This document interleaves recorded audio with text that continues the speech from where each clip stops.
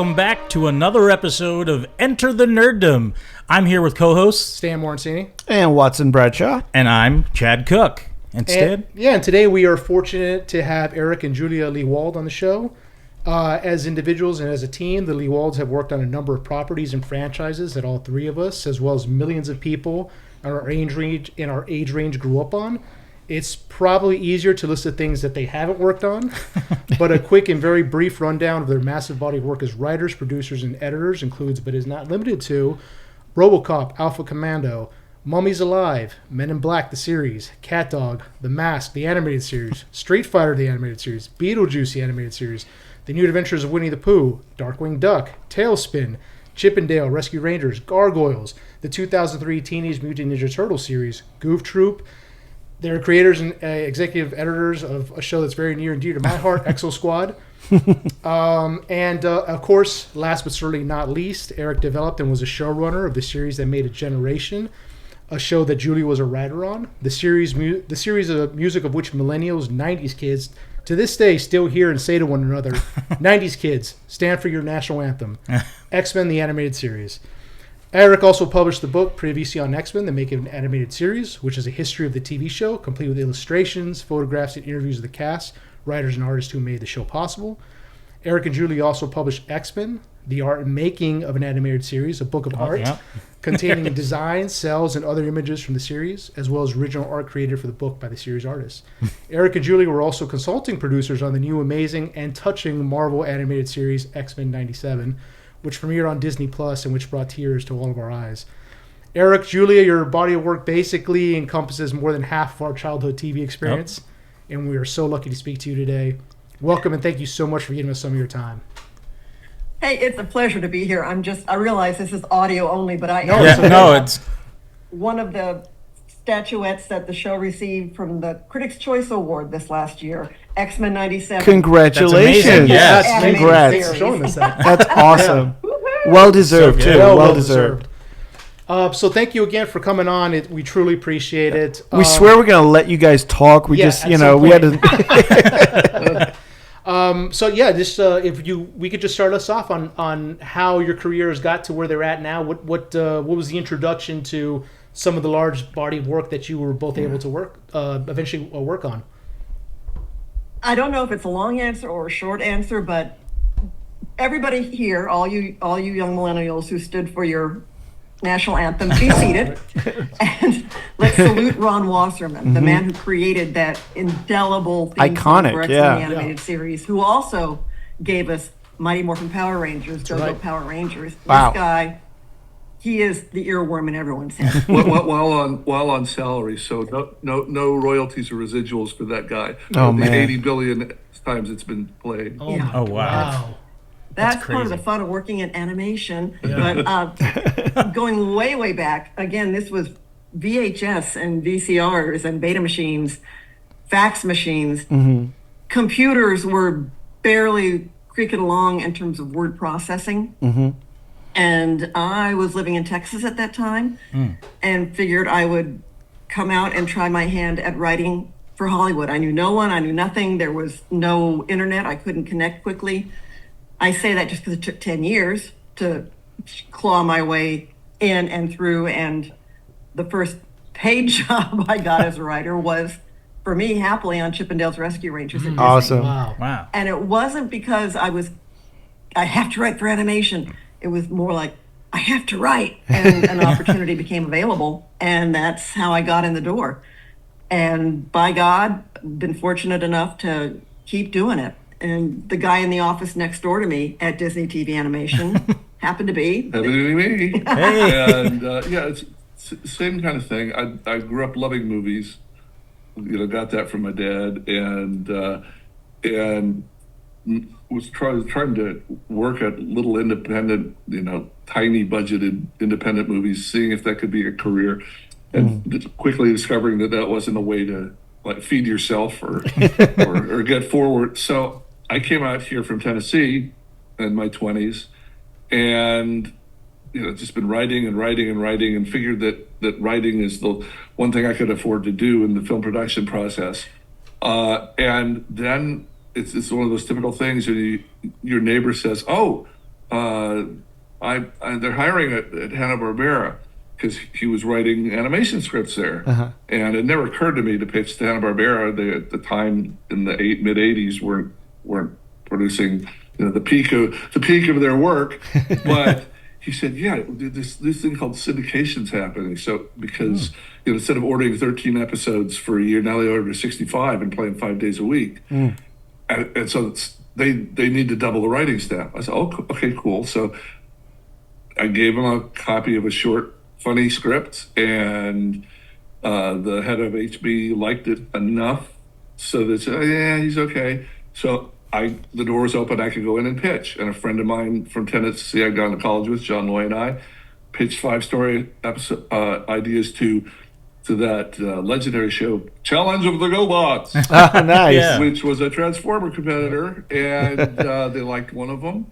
And we ended up each writing 6, and that was just the foot in the door. And no ambition to come out here to write animation. Loved Warner's Looney Tune animation growing up. Yeah. But that was a place that suddenly they're saying, well, we will pay you a professional salary to write scripts for our shows, and it's real and it's professional and it's Hollywood, and you're here, and this is not your imagination.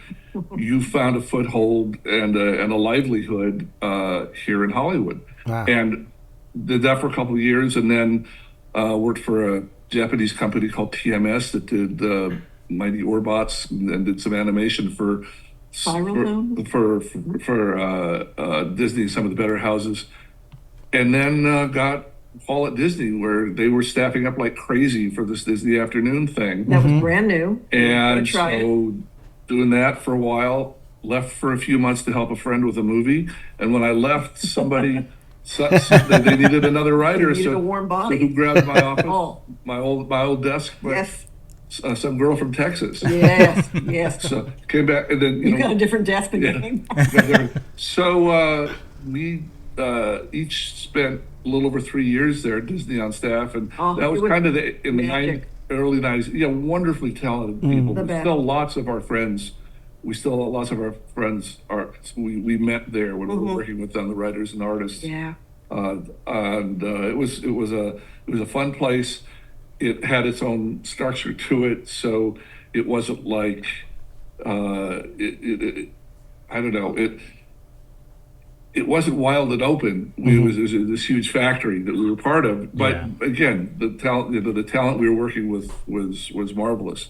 And since then, since the early 90s, pretty much everybody's gone freelance. Yeah. And that's been our experience. That they looked around and figured, why keep a staff of 100 artists on when we could just hire them, per episode. So that was kind of for us the end of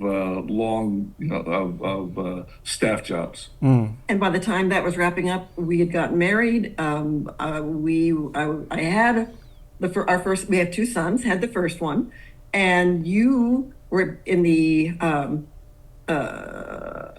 pool of people out there. I just lost the word. Yeah, the freelance market. And you got hired. I got hired at Fox Kids had just started. And they needed shows written, and about half the shows were going to be new. The other half they just had to buy existing stuff because they had to get started, in a month. Here, quick, make us a kids network. So Margaret Lesh was there. It happened. Her right-hand man, who was kind of in charge of hiring and supervising the shows, was Sidney Iwander, and he's the guy I worked with at TMS. So he knew me, and he called up and said, "Look, we just bought the rights to do the last season of Beetlejuice. They've done 50, 60 episodes for ABC, but the showrunners are getting kind of tired of it. Can you write the script real fast and hand it in, see if they like it, and if they like it, I think we can let you run the last 20." And that's what happened. Nice. This thing called Keeping Up with the Boneses, about putting too much money on your credit card and Beetlejuice loses his mind. That got me a 20-episode season of Beetlejuice. So I had this wonderful 9-month experience with, just as Fox Kids was starting, went on to a couple other things, and then suddenly got this call in February '97 from Sydney at Sunday night at 10 o'clock. I mean, we've been talking to him about doing another show. They had you on hold. They had me on hold. For a They said, different show. for a Okay. different show. Killer Tomatoes. Okay. Oh, yeah. I love working with you. But I got a call on a Sunday night saying, Eric, it's not going to be Killer Tomatoes. That was just kind of a cover. We've been talking with Marvel for about 6 months. And we want you to come in tomorrow morning and meet Chaim Saban and Stan Lee and everybody. Oh, my God. And you're gonna run X-Men. Wow. and so I was like, okay, that's like a group superheroes book, right? Because I'd never held an X-Men comic, and I need to go in there and tell these 20 professional people whose lives had been Marvel for the last 30 years, Right.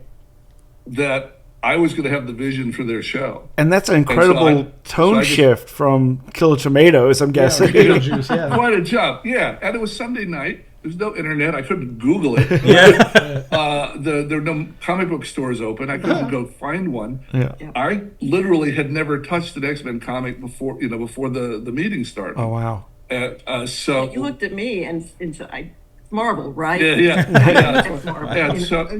So that was cool because I really liked Sidney's a very strange man, but I really, really liked working with him. And this was suddenly a gig, and we had a baby, and so I was just very excited to have the job. Yeah. And then when I started looking into it with the people that had grown up and spent the last 30 years loving X-Men, then I realized, oh my God, this is not only good job to have, it's a really cool property. And so with my best buddy from Tennessee, Mark Edens, we laid out the first season while we were figuring out who these characters were, because he'd never touched an X-Men comic either. On our dining room On our table. dining room table. There was no writers. Wow. Yeah. So this was less. No, it was no writers, we were just us guys. And girl. And her. And luckily, Larry Houston, who was the head of the artists, and I was in charge of the writers, he was in charge of the artists. He had memorized every X-Men comic. Wow. And Will Mineo, who was kind of supervising the whole project for Fox, he was a crazed Marvel geek from the time he was 6. So we could ask them anything. There's a wonderful guy named Bob Harris who was running the books in '92 In New York City. In New York City, With a 3-hour time difference and no cell phones. Yeah. I would fax stuff too because there was no email. He was really supportive and helpful, but he had like 4 books to get out every month. So there's a limit to his time. But there were people all around that knew and loved the characters and the history of X-Men. So we learned really quickly. And Mark and I loved heroic movies. So we just kept doing thinking, what are the 13 most intense, heroic, dramatic, compelling stories we can tell with this group of 8 or 9 characters that have been dropped in our laps? Yeah. And we ran with that, and we had these other people that were true X-Men true believers that knew the nuances of the world and the nuances of the characters. And so together, we came up with stuff that I think if it had just been X-Men people, it might not have been quite as good. If it had just been people that didn't know X-Men, they probably would have missed, so probably would have screwed up. So it was just perfect marriage. And it's our dumb luck. It was that mixture of people. I was going to say, it was like a little less of a pitch meeting and more of a chemistry reading of like between you guys all kind of working together as a team. Yeah. I think, didn't Will Mineo say to you, because you knew Will in passing, going into that meeting on that morning, just sit there and keep your mouth shut and smile. Nod your head. And Sydney, that was the thing. Sydney, who's like a 9-year-old boy at heart, and intense, and turns about 30% of the people off that ever meet him. Only 30. I'm being nice. Yeah. I think it was just in the back of his mind, he absolutely knew what he wanted from X-Men. Margaret absolutely knew what they wanted. Will and Larry absolutely knew going into this. So they all had this shared vision of this X-Men world. And the reason I got a job was, I'm sure Margaret looked over to Sydney and said, okay, we've got 7 or 8 people we trust to run this thing. And who do you think, what tool fits the job? Whose tone, whose storytelling and who you work with. Yeah, and who do you want to work with for the next year to Yeah. 5 years? Yeah. And Sidney picked me, so we owe him. And it was absolutely because he thought I had the right ear for it, Yeah. like So, music. takeaways: if you want to be a writer or an artist, write and draw. Get yourself a portfolio. Have your sample scripts. Get that going. Let everyone you know you want to be a writer or an artist, because your neighbor clued you in, and I had a friend on a softball team the one season I played softball Wow. who clued me in. Then when you're there, do your darndest. Meet people. Be a nice person. Yeah. You don't have to be an ass. If I'd been a jerk to Sidney for the 10 months we worked at TMS, he never would have suggested me for Beetlejuice, much Right. less X-Men. Yeah. So there you go. Those are the quick takeaways. And then when you get the kind of passion project that you signed on for, boy, you were able to push limits I didn't think could get pushed. And it was all credit to Margaret Lesh and Sydney Iwander and Avery Coburn, the broadcast standards and practices executive at Fox Kids. You will never hear anyone singing the praises of the censor. I wanted to ask about that. Yeah. About how she was amazing. Yeah. She liked the books, understood the books. She came more from prime time. We've worked on other kids shows that we could get away with a tenth of what we did in X-Men, and that was just the law of the land. Okay, look, I'm the censor. Cut all this stuff out. We can't have the X-Men arguing with each other. Right. Why is there so much conflict in this family? They should just all be nice. Yeah. Just get along. never mind having Morph get blasted in the first episode. Yeah. It's just like Okay, all right. We had Funny that- you should bring that up. That was like a 2-week negotiation with wow. No, even more than that. You and Mark at the dining room table figuring out, how do we, pin in that. Pride of the X-Men had happened. Yes. Pride of the X-Men existed. And it Didn't existed quite catch. under the hands of Margaret Lesh and Will Mineo and Larry Houston, people who were passionate about the project, but they were not in charge when they were making Pride of the X-Men. There were people above them. That said Wolverine needs to be Australian because Crocodile Dundee's a hit movie. Yeah. Kids don't Literally that understand. level of stupid creative, and Margaret and Will and Larry had no choice but to go along with it. They didn't have the power. But once we got this X-Men series job with Margaret and Will and Larry and everybody, there seemed to be this community thing of, look, we spent 10 years of our careers having shows ruined by people that make poor decisions. It Yeah. takes one Yeah. poor Yeah. decision. Oh, And there are a couple dozen, and there are always people willing to step in and change your show for you. oh, yeah. And so when we hit stuff like that, like if advertisers call in and say, well, dumb it down, how can they sell cereal to traumatized kids because it's action and it's too adult and whatever moment there was, like, look, we've made a toy sale to McDonald's, put Storm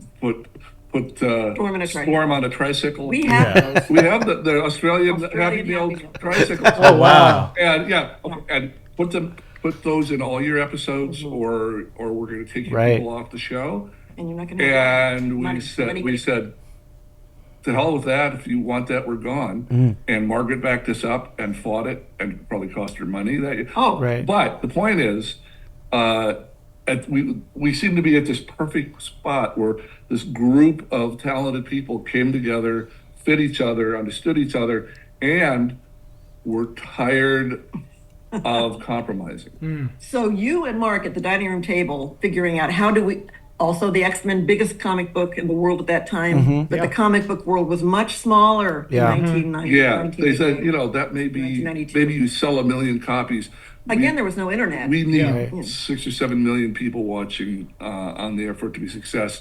Just getting those 17-year-old guys in their basements with their comic books, that's not going to do it. Right. Yeah. Right. That we did, people above Margaret were saying this is going to fail, and so everybody was let go after the first season because they just were not good. They didn't think it was going to be a hit, so I got But in spite of it, so Mark and I would say, okay, we got to make people understand that there are consequences to being an X-Men.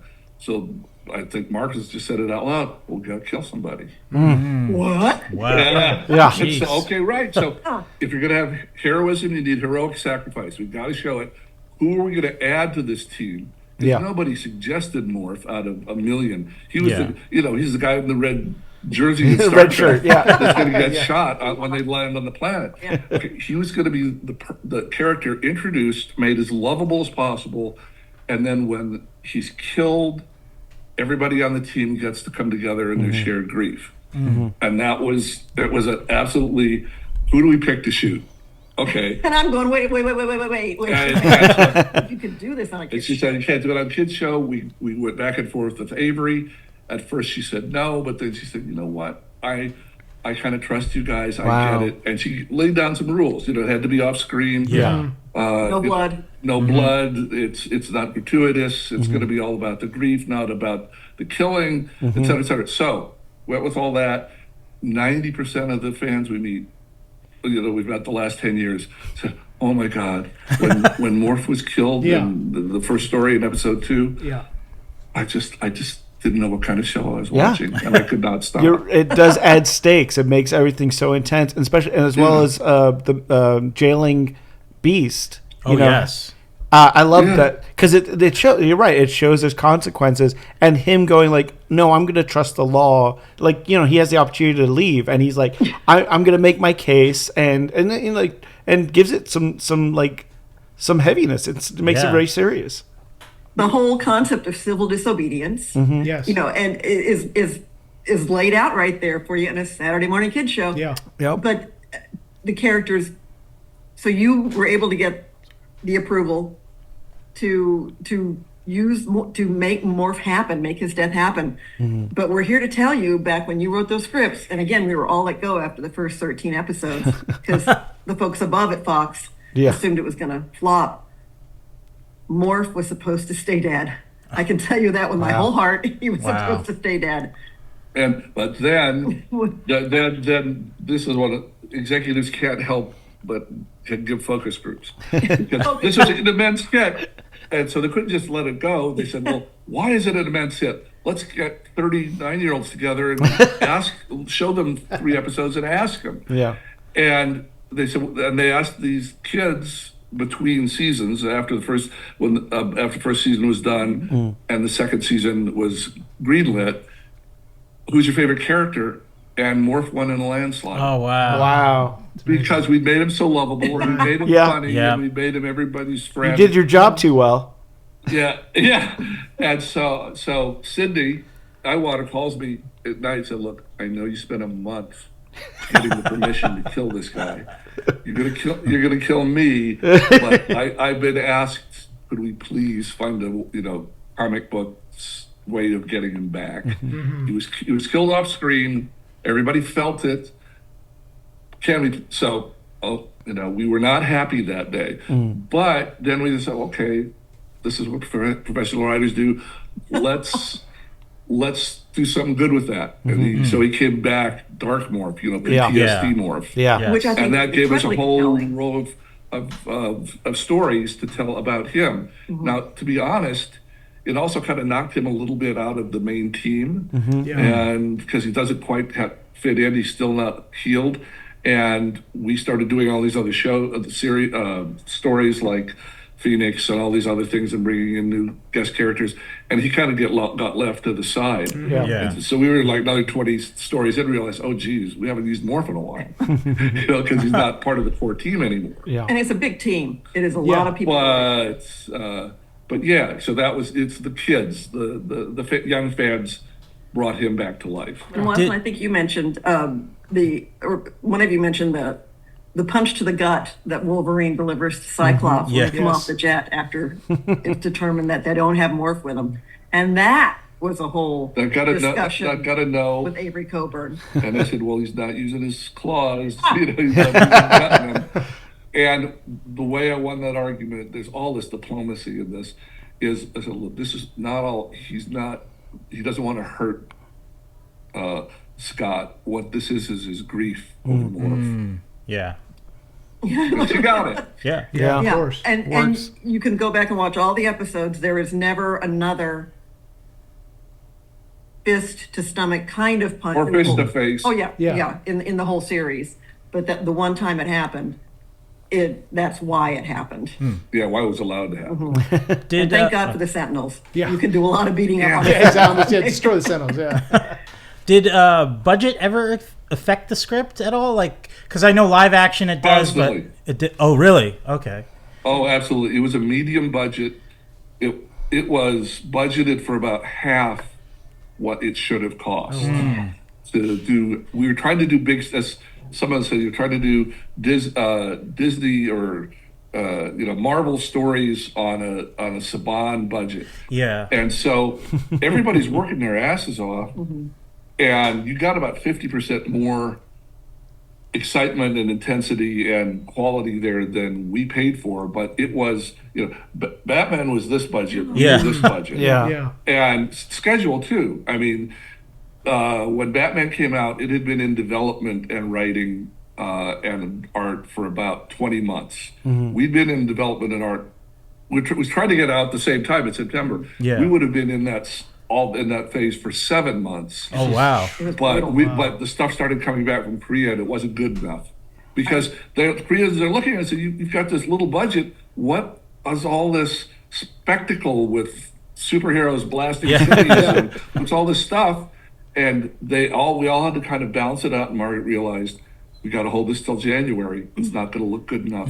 Yeah. It's not going to be animated properly until we work the bugs out and get the budgets up a little, because we were just doing this too fast, and too cheap.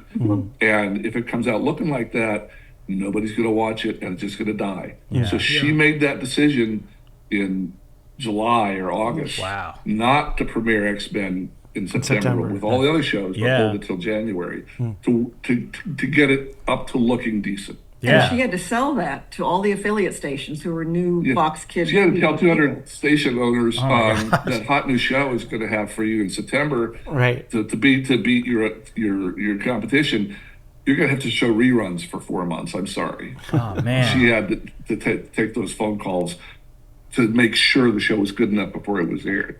Wow. But she also came up with the genius strategy of big sneak peek on In Halloween October. night. Oh, You know, yeah. and I thought Halloween night, kids are going to be out trick or treating. This is the last nail in the coffin.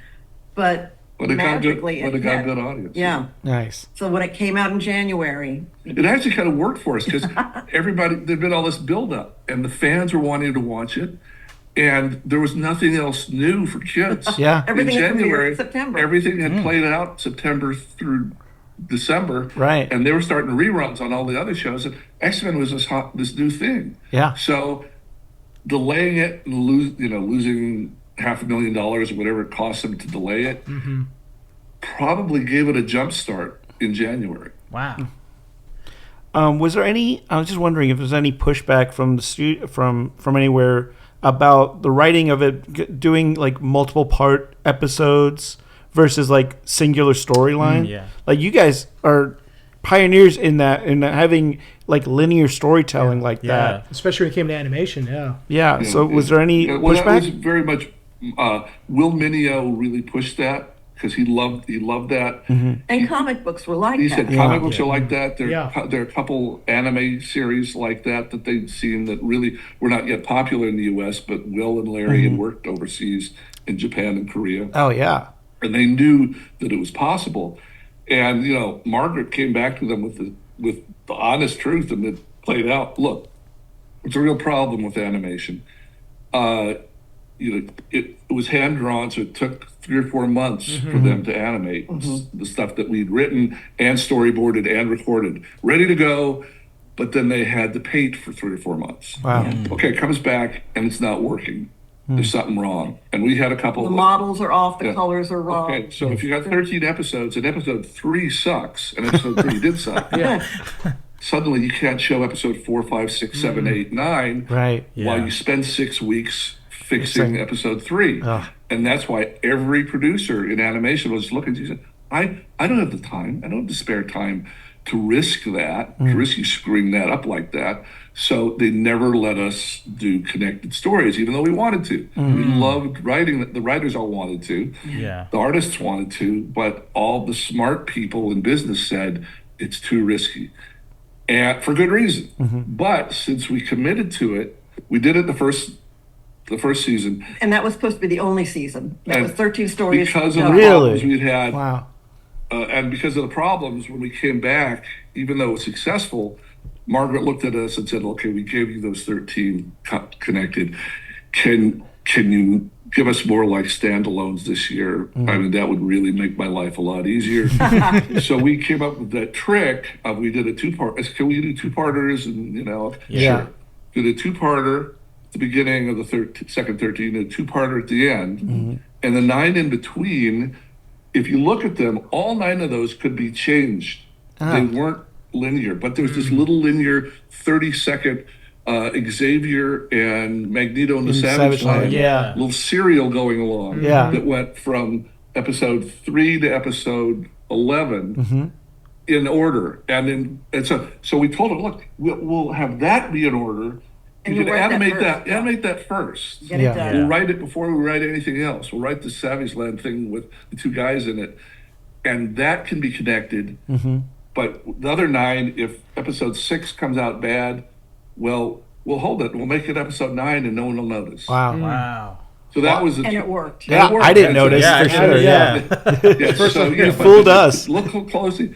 Any of those middle episodes, you could move them around, and it wouldn't matter. Amazing. Wow. How much did selling the toys influence the show itself? Was that a big deal that they pushed on you or not? Absolutely not. We've been in shows where absolutely toy driven. Yeah. Absolutely toy driven, where we were doing. No, we don't We need were like, name names. No, Okay. but and they were proud to be, and it was good work for us. Like in GoBots, if they had some new GoBots Yeah. coming up, okay, quick, throw these 3 characters in. Right. Here's a Porsche named Herman, whatever. Put him in your next 2 stories because he's going to be coming out in the fall. The toys, lots of toy-driven shows. That was kind of a thing in syndication, and Margaret didn't want that. And there have been times when Wow. toy companies, and we don't have to go into some of these, would really pressure studios to change the tone, to change Yeah. the look. So, look, we're putting half the money up. Wow. Back off, dumb this down. We want our toys represented this way. Right. Yeah. And they had the whip hand. And Margaret just swore. I said, look, if you want to make $1 billion off this show, cool. But we're not changing a word of any episode to satisfy toy purse. We had a phone call. They tried. Luckily, all the contracts were in order. Marvel was struggling and was kind of small and going towards bankruptcy in the mid '90s. So they didn't have much leverage. So if it was a Marvel thing, actually Fox had final say. We had final say. If Marvel hated a story, sorry. Wow. So Avi Arad bought Marvel. He was a big toy guy, and as it was crumbling, he kind of stepped in and he bought Marvel and he stepped in. And I remember we were 8 or 9 episodes into finishing the writing for the first season, and he said, Eric, and he called Will Mineo too, and said, can we not get some merchandise into these? I'm not seeing any, we don't have much merchandise yet because I'm just starting here, but we've got some leftover, curtains and Right, Wolverine yeah. phone and Will told Avi, our show is not a show where Wolverine would pick up, like his own head Yeah. and talk to somebody or wear Wolverine pajamas. That's not what this is. Yeah. He said, okay. And I said, well, he said, but how about the Blackbird? Okay, there are probably two or three second shots of the Blackbird looking cool that we wouldn't have put in a couple of the stories. Right. I said, Okay. Avi, a Blackbird's cool. We love it. Of course. They need it anyway. We'll make sure, if it's 6 of one, half a dozen the other, we'll feature the Blackbird. You got that from us. But none of this stuff, no pajamas, no curtains. I'm never going to get nothing. my Friends of Humanity pajamas now. God. So to answer your question, because of Margaret and because of the huge success of the show, once it got started, there was never any pressure to either feature a specific toy or any sort of merchandise That's in amazing. the shows, Yeah. or change the tone or the focus or the storytelling in any way from the merchandise people. They all understood they were secondary, That's amazing. Wow. That's which is amazing. not our usual experience. Right, Yeah, exactly. I mean, Yeah. So I how was you said that you had a meeting with Stan Lee and Saban, and pretty much the night before you had been told that you're gonna get the show. How was that meeting? How did that go? I mean, I would have been scared out of my mind to meet those two I really legends. said nothing, and I was too arrogant. I was too ignorant and naive to understand how scared I should have been. And luckily, people. But Will Mineo ran that meeting. Mm. You know, people come up with suggestions for things, and you kind of, I could see how that might be a way to go with the show, but given the history of the X-Men, and he'd lay it out like a scholar, it could be a real mistake to not focus on this over here, which is what we all wanted to do. Once I understood what some of the options were, but there were 25 years of books. It could have gone all sorts of different looks, different character. There were 29 X-Men that had been X-Men over those years. Yeah. We could have picked a completely different team. I was going to ask about the characters. Had that thing at hand. It's absolutely true that Saban, who had made his money by doing things cheaply, and he's first to admit it. He said, "Look, I don't care. If it's stick figures." If I've got a good margin, we'll make the show. Didn't care about what it looked like, didn't care about the X-Men. Pulled Stan aside and talked to him about having it be Xavier and an X-Men going around in a van like Scooby-Doo with Cerebro, a little mini Cerebro in the van, looking for mutants. And that each week they'd find a different mutant with the X-Men van. Wow. And that was brought up sincerely at the meeting. Wow. So that's Very the different range of what the show could have been. Yeah. And luckily, Will Mineo was there, Sydney's there, Margaret's there. They all know the X-Men. They've been burned by Pride of the And X-Men. they've been burned. They've been burned by the failure of Pride of the X-Men. They weren't going to let this be compromised. Will gently and diplomatically kept all this stuff at bay and said, "Look, give Eric a week. He'll come back with a really nice show Bible that will make you understand, because we've got a really good idea what we want to do with him." And I spent 2 minutes talking to him. We've got a really good idea about what we want this series to be, and I'm sure you'll all be really happy with it. But no, I just don't think the band's going to work. So, and then we go on. So they popped their stuff out. And they seemed happy. And we went and started writing as fast as we could. And it happened that all the creative people were on the same page. I mean, there were some other people that later, from outside our group that had other ideas for what the show should be and pushed for them. But that basic core group, we were ready to go. Wow. You said you were looking to movies that you loved, of heroic movies in the past, that you pulled to use towards the storytelling. Yeah. Is there a specific movie you can think of or list? Well, I mean, a TV series, because TV series are more like TV series than they are like individual movies. That's a weird. The writing just feels different, because instead of making it all being one big event, you're wanting to get to know this group of people and bring them back 100 times into your house. I mean, the original Star Trek for all of us, for Julia, for me, for Mark and Michael Edens, who had credits on half the shows. That was kind of the touchstone for us. Was these people are heroic? They're sincere about it.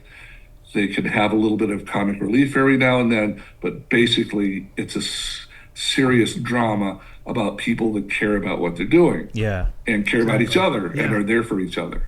So that would be a touchstone more than any specific movie. However, a specific movie that you quoted that became a famous line, because the movie came out at a time when you couldn't swear on screen, but the very dark Western, The Wild Bunch. Oh yes, of course. One of my favorites. 1969. Mark and Michael were huge Pick and Paw fans, and I liked it as well. there's all those references, you egg sucking pieces of metal. Those are all direct quotes from the Wild Bunch. There are half a dozen in there that because we couldn't swear either. Yeah. It's this weird thing that a 1969 movie with these grizzled, tough, middle-aged outlaws shooting the living hell out of chickens. Yeah. Killing chickens.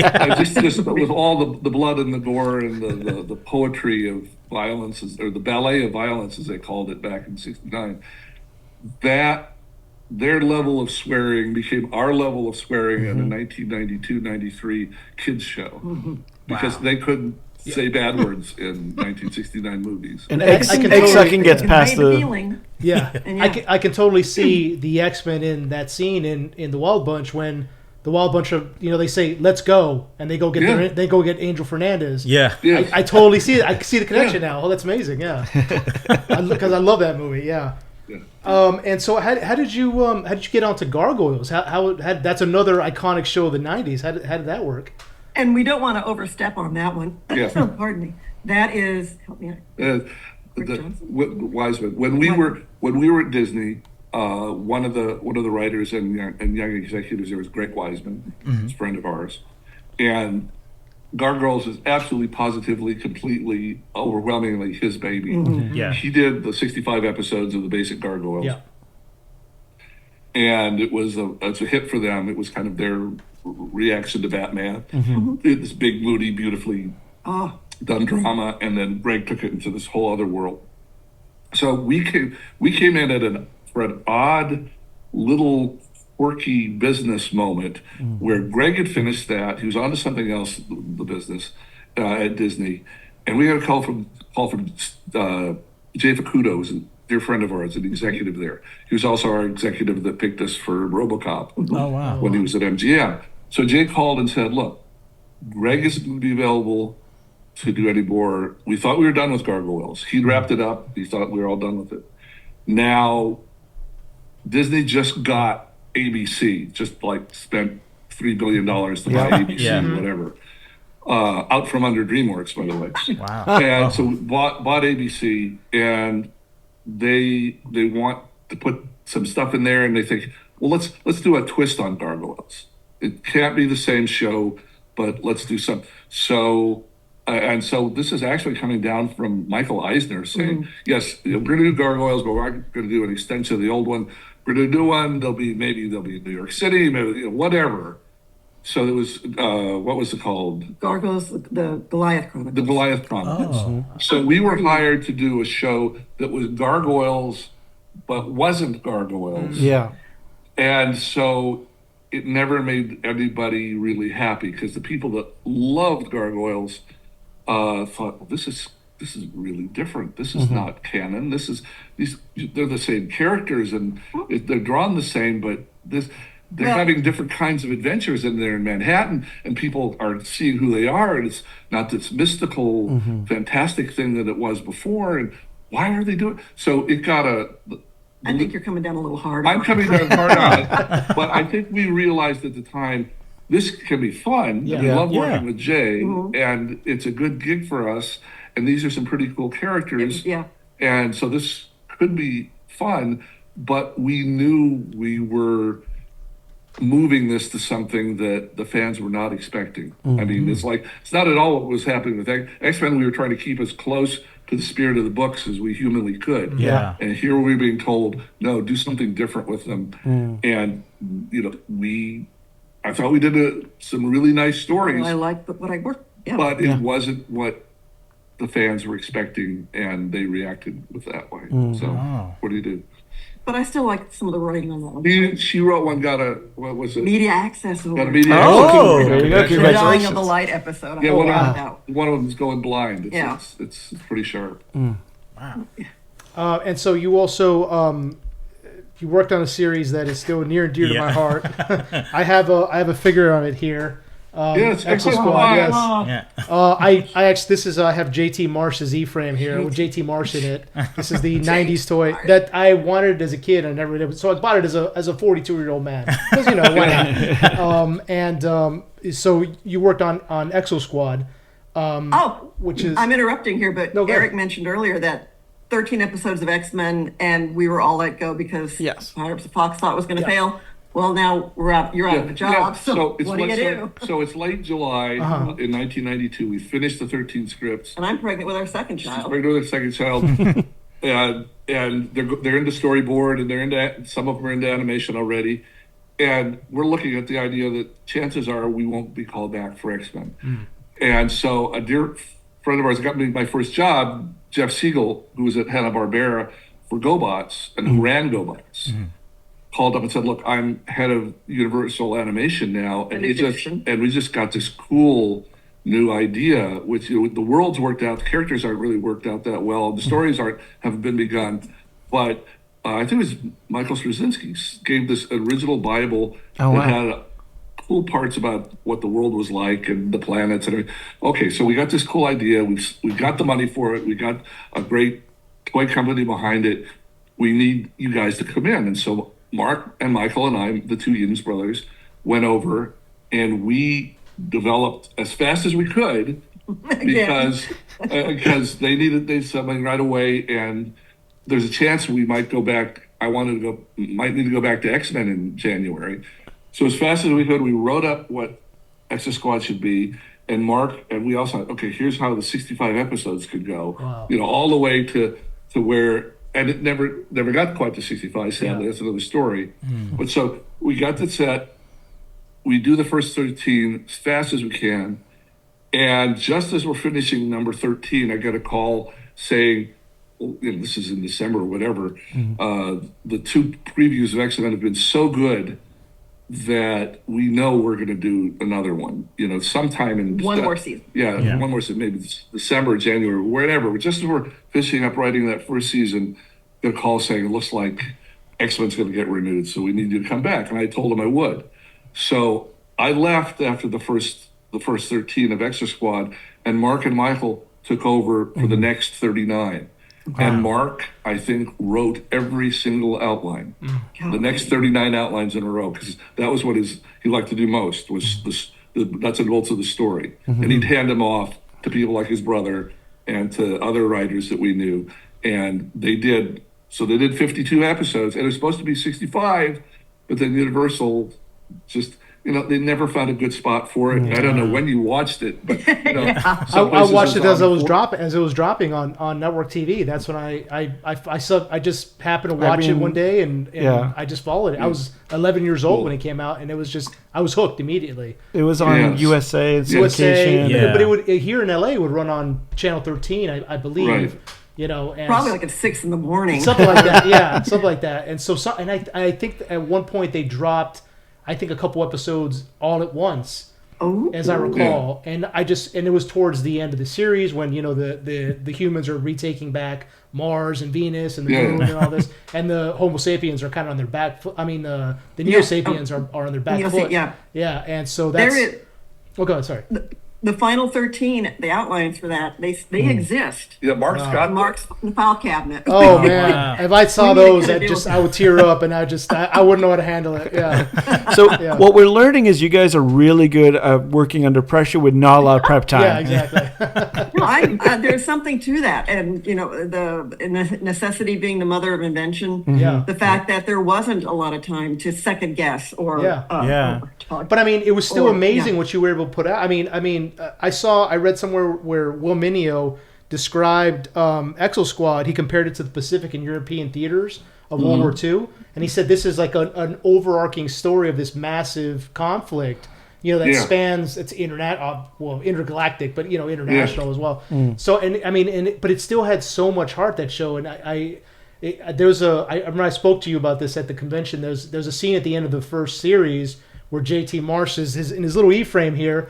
He's in a volcano and the E-frame is damaged, and the only way the E-frames can communicate with the human pilots is if they're hooked in, if they're linked in, they're jacked in. They say, and the E-frame is damaged, so JT Marsh jumps out of it, and as the volcano is falling, as the E-frame is falling into the volcano, into the lava, he says, "Goodbye, old girl," and the E-frame talks to him and says, "Goodbye, JT Marsh," and he says, "Oh, it spoke to me. Like I wasn't hooked in." And I'm getting emotional just thinking about that right now. I'm sorry, But like I watched that real time as a child, and I remember I got so emotional, and I remember thinking, this is like amazing storytelling, and I like what you brought up about how this you guys we're writing what we're writing. We're not going to dumb it down for kids, and I love that you did that, because that really, as much as our parents and our role models and our teachers, television was really teaching us a lot about our morals and our values growing up. And these amazing shows that said life it's not easy, but don't give up.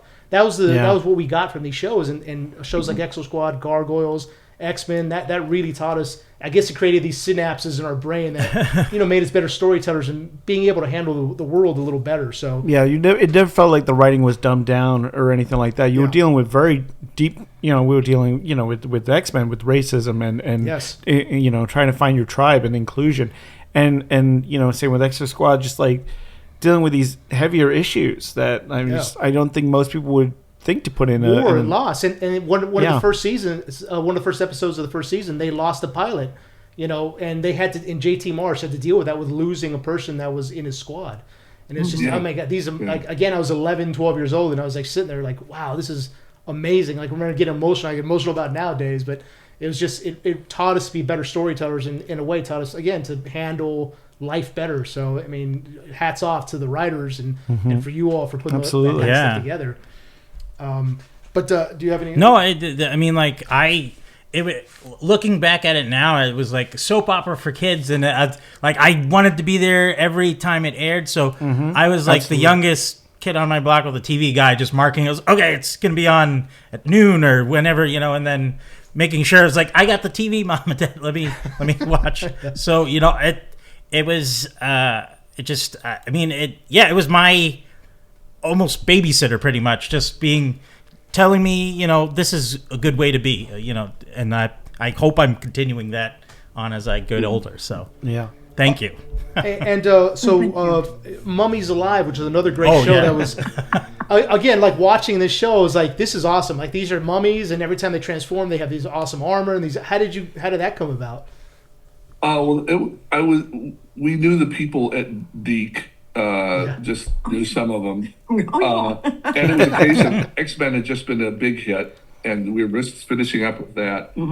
And somehow Andy Hayward, who ran Deacon from the beginning, from the late 70s, he made a sale on Mummies Alive.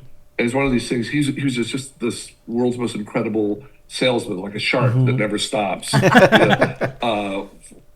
I don't know that when he called us, and I think we were part of the sales pitch. Like, look, we can get the people that ran X-Men to run this exciting show. And also he had connections because of the real Ghostbusters with Ivan Reitman's company. Wow. Northern Lights, Northern Lights. So he'd done an animation with them as partners. So I think he got a little money out of them and probably used us as pitch to say, look, we'll get the Edens brothers, because they were the Edens brothers, I think, had written for that show. So you like the writing on that? We get Eric and Julia in here, and we'll just have all these, have the perfect team to make a show, a new show with Northern Lights. And then he got another partner, and who we didn't know at first, but we met about a month later. And I forget the name of the national company, but their biggest hit was Romper Room. Okay.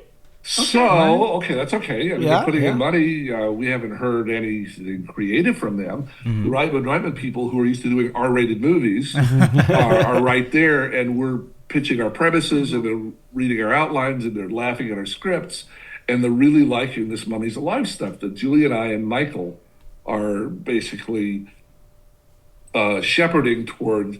And basically all we were told was, look, we've got a sale on a Mummy show, and we just there's a kid in it. That was about as much as we were handling. And so we came up with the other stuff. In fact, they were originally thinking of having the show back in ancient times with a modern kid back then, and that would have been a whole different feel.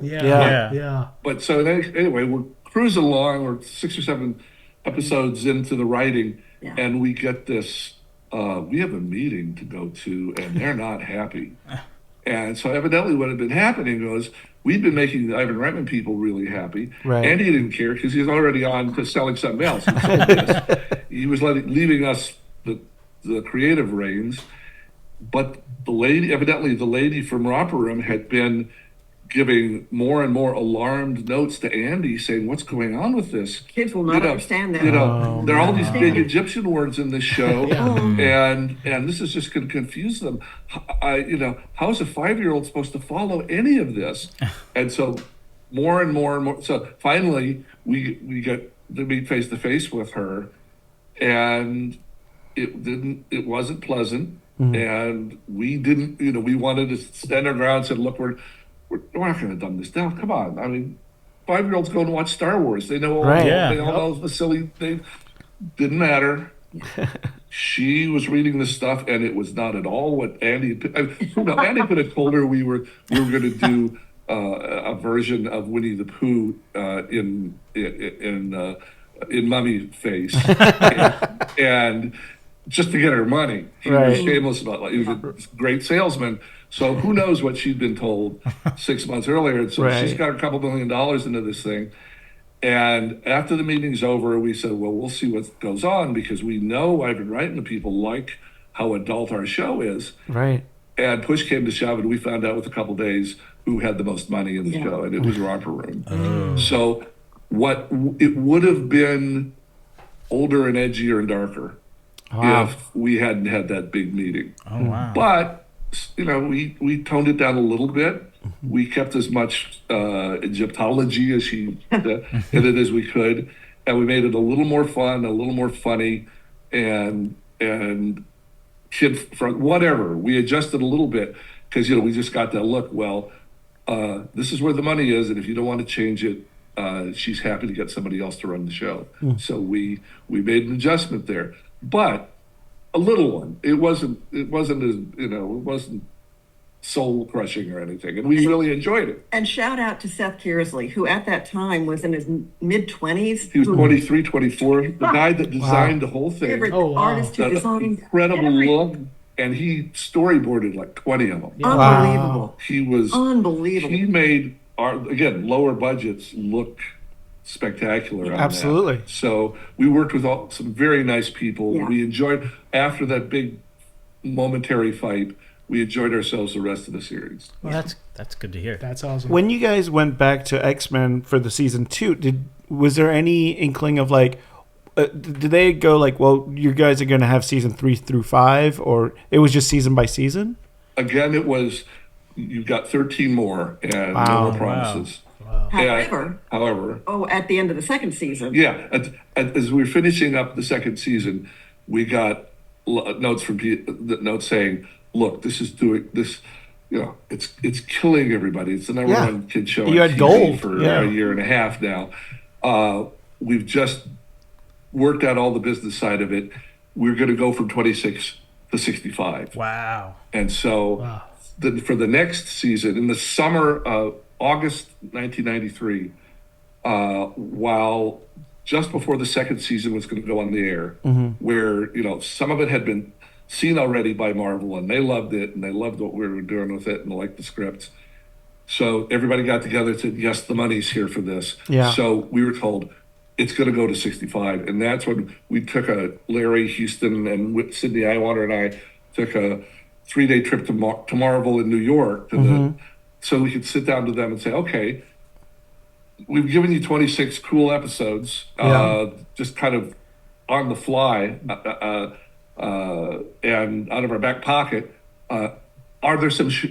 Is there some stories that X-Men have told, or some characters that you guys love that you want to see in the next 39? So let's get together and brainstorm a little. Which we didn't do with the first 2 seasons. We just kind of did it. Yeah. But so then we had a wonderful meeting with the guys there, with Bob Harris and the rest of the guys there, and things. Okay, we need to do a Nightcrawler. We need to do an Iceman. We need to do And how about the best thing for me, because deciding which show to do was always the hardest for me. We say, well, let's do Phoenix and Dark Phoenix. Yeah. Yes. I said, damn, if those that's as many episodes. That could be 8 or 9 Right. half hours right there. Boom. I know there's 8 or 9 I Yeah. don't have to sweat over. Well, try to and figure you're out. able then to take the characters like to the cosmic. You're going to the space Yeah. stuff, and then That was like, going to be a shift. Yeah. Right. It was all Earthbound before, and that was going to be a shift. And that just, it worked out so well. In the book you have there, Yes.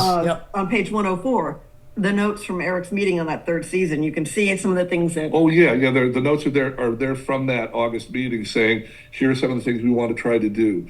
And, what you could use, what you might not, and things that didn't get used. It's fun to see. Yeah, I was going to ask too. Storm Forge romance, question mark. Yeah. Another Mojo story. Yeah. We love the mojo. Oh, always.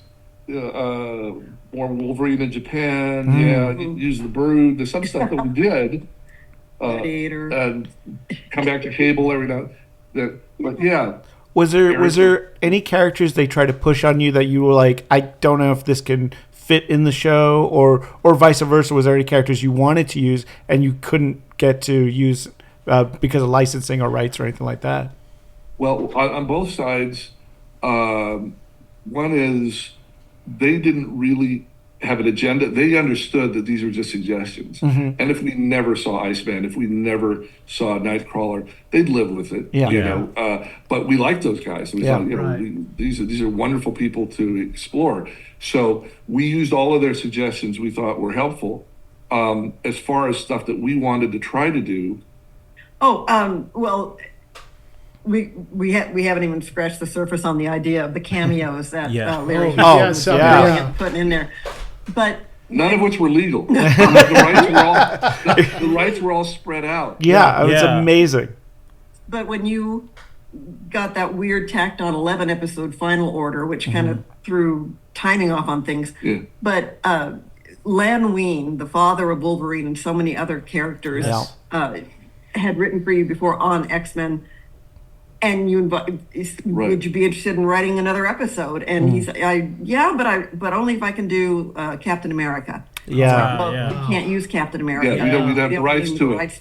And it's a lot to his credit. Sidney said, "Look, give me a couple weeks, see if I can work this out." And you're Len Wein, so we should be able to work this out. Yeah. So Len called and Sidney called, and it took a few weeks. Yeah. But somehow they worked out a deal with whoever had the rights to Captain America at that time to be able to have him a 1-episode cameo, probably, for a $10,000 check or something. Right. There was something had to happen. But the episode Old Soldiers, written by Len Wein. Right. And again, that was phenomenal. the 5th season when all the money was gone. There was no animation, but that's a really moving episode, I think. Yeah, it's great.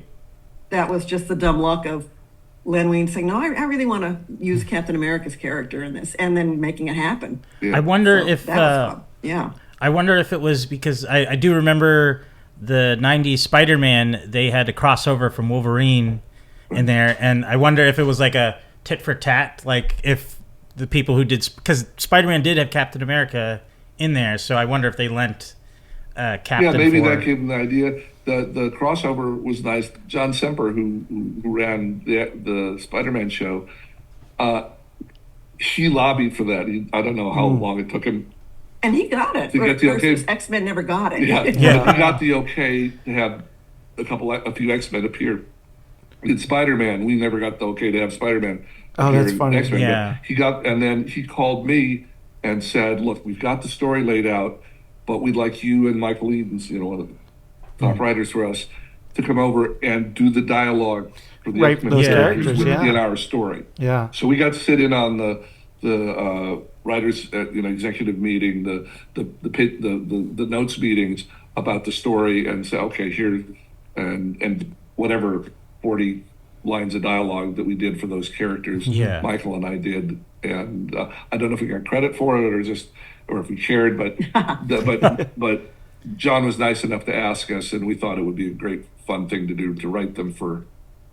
Yeah, I mean, it leads to Secret Wars, which we end up seeing, and get to see all those characters that we love.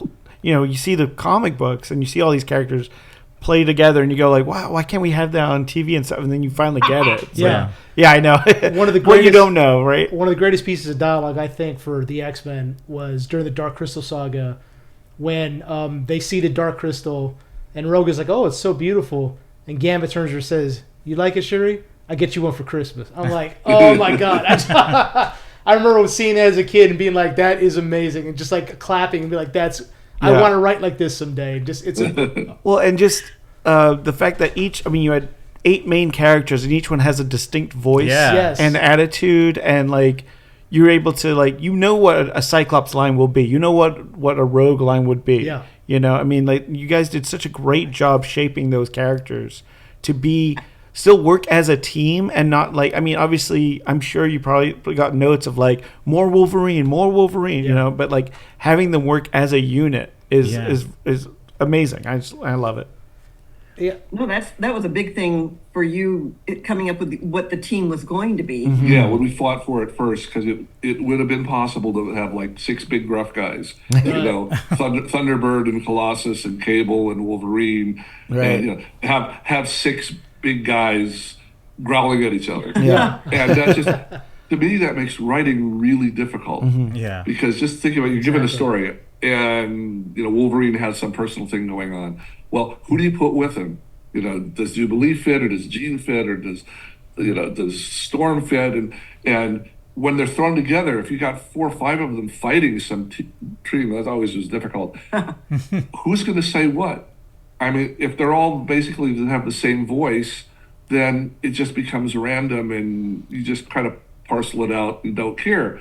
But if you really, it's in the book. You saw it. Yeah. This was like the first thing we asked the writers. I said, you got to get to know these characters. It's like Winnie the Pooh. Yeah. Those characters are so distinct that they just, Eeyore would never say an owl line. Yeah. Tigger would never say a piglet line. I mean, they just, you can't even imagine it. Right. And that's perfect ensemble writing. And to be able to do that was our ambition. Mm-hmm. Yeah. And it helped us pick the 8 people that we did out of the 29 that we could have at the beginning. But from then on, that just it was a gift to us writers, because you hop into the story and say, oh, we got to have Beast in this one, because he's Beast and nobody else can be Beast. Yeah. And I thought it was, and it helped. I thought it was absolutely amazing that, like, from the very get-go, you focus on Jubilee, which I thought was just, I mean, as I get older, I appreciate it more and more, because you could have started off with like Wolverine, messing stuff up, or but you start off with Wolverine, this young girl who's an outcast, who meets Wolverine, another outcast, and they form this kind of like older brother, younger sister relationship, which I thought was completely amazing. Who was the one that came up with that idea? Well, this is a fairly a beloved way of getting in. Mark and I and Julia just hate the idea of exposition for exposition's sake. So many stories are lazy. Yeah. You have just people sitting around explaining themselves to each other. Yeah. Well, they should already know that. So we just thought, okay, the best way to get to know this strange new world for the audience, because 80% of the people tuning in will have never heard who the X-Men are. Yeah. We were given that note from Margaret, said, look, I know there's a comic book following, but 8 out of 10 people are not going to know what a mutant is. You're going to have to make this really clear. So how do we set up this world? Well, you need somebody new in it that's thrown into it and has to figure it out and doesn't understand why these people have powers, what they're doing to each other, why they're together, why the X-Men exist. And if you got a 13-year-old girl thrown into the middle of this, it's natural for her to ask these questions and to be surprised and not know. If you start off from Professor Xavier's perspective, then he's just going to be doing a voiceover narration lecturing you about who the X-Men are, and it's going to be deadly dull. And he already knows all this stuff. It's not shocking and wonderful and surprising and frightening for him. It's what he does. So we picked a character that would be as new to this world as the audience was, and the audience could see through Jubilee's eyes to get to know what the X-Men were. And so for the first season, she was a more heavily used character.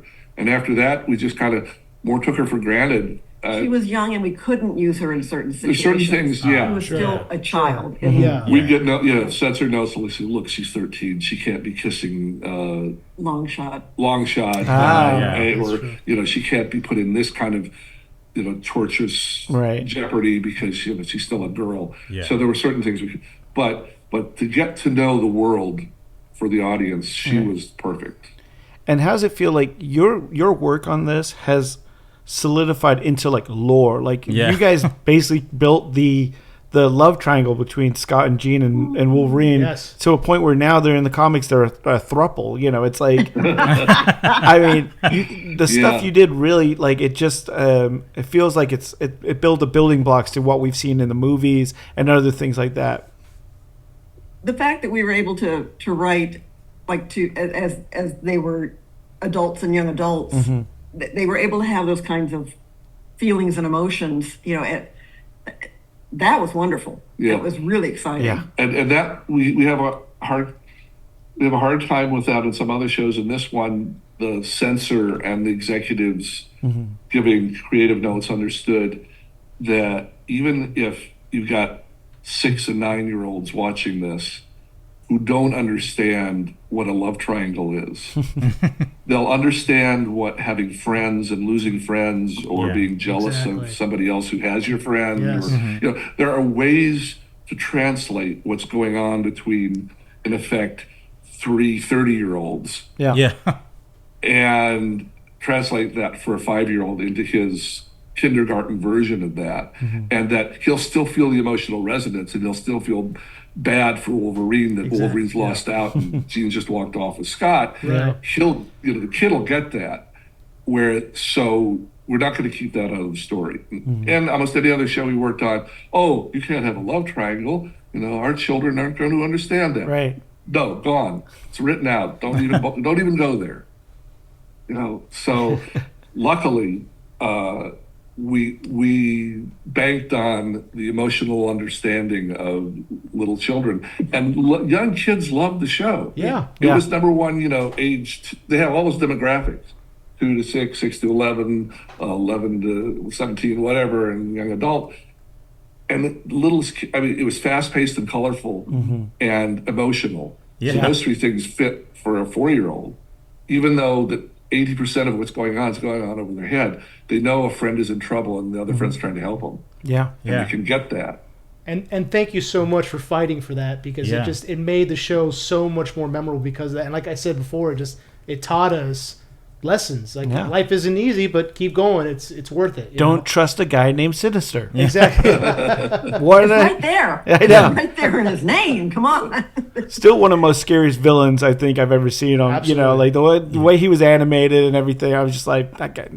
They still haven't done him justice in anything else. I'm like, you guys did a great job with that guy. With speaking of villains, though, I wanted to bring up Apocalypse. Yes. Great villain. The way he spoke in the show, I wasn't familiar with him in the comics. So was he always poetic, or did you guys come up with that kind of way of speaking? I'm not sure, because Michael Edens did a lot of the Apocalypse writing. I did a portion of the Apocalypse writing. I had read almost nothing of his books. I more would read like Marvel reference material about what he's like. The trading cards. And I think just the fact that it's like Storm had been called a goddess. We made her regal. We made her imperial. We gave her that kind of making pronouncements thing. Yeah. Amazing Which job. isn't necessarily in the book so much. I shall meet you at the monorail. Yes. Right, which can be kind of silly. But the point is, we thought we were trying to differentiate these people. And Storm has this goddess background from when she was young in Africa. Apocalypse is this being that's lived for 5,000 years. He should have some sort of, he shouldn't be like a wisecracking guy from the corner drugstore. He should be somehow, he's larger than life. So his dialogue should be larger than life. And that was, we kind of went with that as an instinct. I don't remember some of our favorite lines in it. I don't remember them being in the books. We rarely, there's if you went through 30,000 lines in our episodes, maybe 100 of them came from the books. I mean, like that wasn't something we tended to directly transfer. Yeah. So some of it, some writers love to do that. They had favorite issues, and when they wrote their scripts, they'd write something that would be a direct quote from a book, and I wouldn't know that one way or another. So I'm sure lots of those snuck in, but I don't remember ever transferring a line from a book into our show on purpose. Yeah. So it tended to be just the way we all thought of apocalypses. Yeah. Being larger than life, I guess. I mean, one of my favorite lines was the evil. I'm not malevolent. I simply am, which soon you will be more than I could say for you. And I thought that was so good, and like, it makes me curious. Like, I know you write heavy in detail for these characters, but is there room for improv for the voice actors, or is it just like they have to read it verbatim, or kind of? One of the, I feel for the voice actors, because they were going through this so fast. Yeah. There was very little. There was, and they're saying, okay, well, everything's being timed, and so we're animating, to the second. Yeah. And so they tended to read exactly what we sent them. Gotcha. Now, it doesn't mean that somebody couldn't come up in the lines. Well, that line's kind of doesn't quite work for me. How about if we transposed a couple of the words here, and we did? So I'm sure a little of that happened, but we look back at the scripts, and I'd say it's 95 to 98% of what was on paper ended up exactly what they said. Oh, amazing. There just wasn't. They didn't have time to. Let's try this, and let's go in this direction. Or I've got a new idea for the character. Well, I'm not even sure they each got a whole script. Yeah, they may not have even seen what the. Especially the last 3 or 4 seasons. At first, they were all thrown together, and they had some technical trouble with that. It was great for their acting, but a lot of it would just get their lines, and they'd be prompted by the director, the voice director, and so there wasn't a lot of them. They might not even know what's going on in the rest of the story. So the options for improvising were very small. Gotcha. Yeah. Did you ever have to? It seems like you had a great crew. But did you ever have to veto anything? Like, no, that's too much, or that's not going to work. We would get this is high tech. 1993. 92, 93. When they did recording in Toronto, which is where they did because it was less money, but we ended up with this fabulous cast. But we'd get overnighted. We'd get snail mail overnighted a cassette tape. Yep. And the executives and we and Larry and Will would listen to it, and if there were anything that we thought was off base, or they missed the point of the line, or was not directed the way we like, we would give notes back to them, and so the next Saturday or whatever they would record, they would start off the session by doing retakes on the stuff that we hated. Oh wow! And that's usually very tiny, it's very little. Yeah. But that gave them, if they're going to spend 5 hours doing the new episode, they'd spend an hour doing the pickup lines, the retakes on stuff from the previous episode that we'd given notes on. Oh, wow. So, but we were so in sync, it was scary on this show. So the notes we had for them were very, very light. Now, from the book that when we first had a script up there, they didn't quite understand what the show should be, so we got back Scooby-Doo X-Men. Yeah. Because and it was on a cassette, so we weren't there in the room to react to the people and give them, adjustments.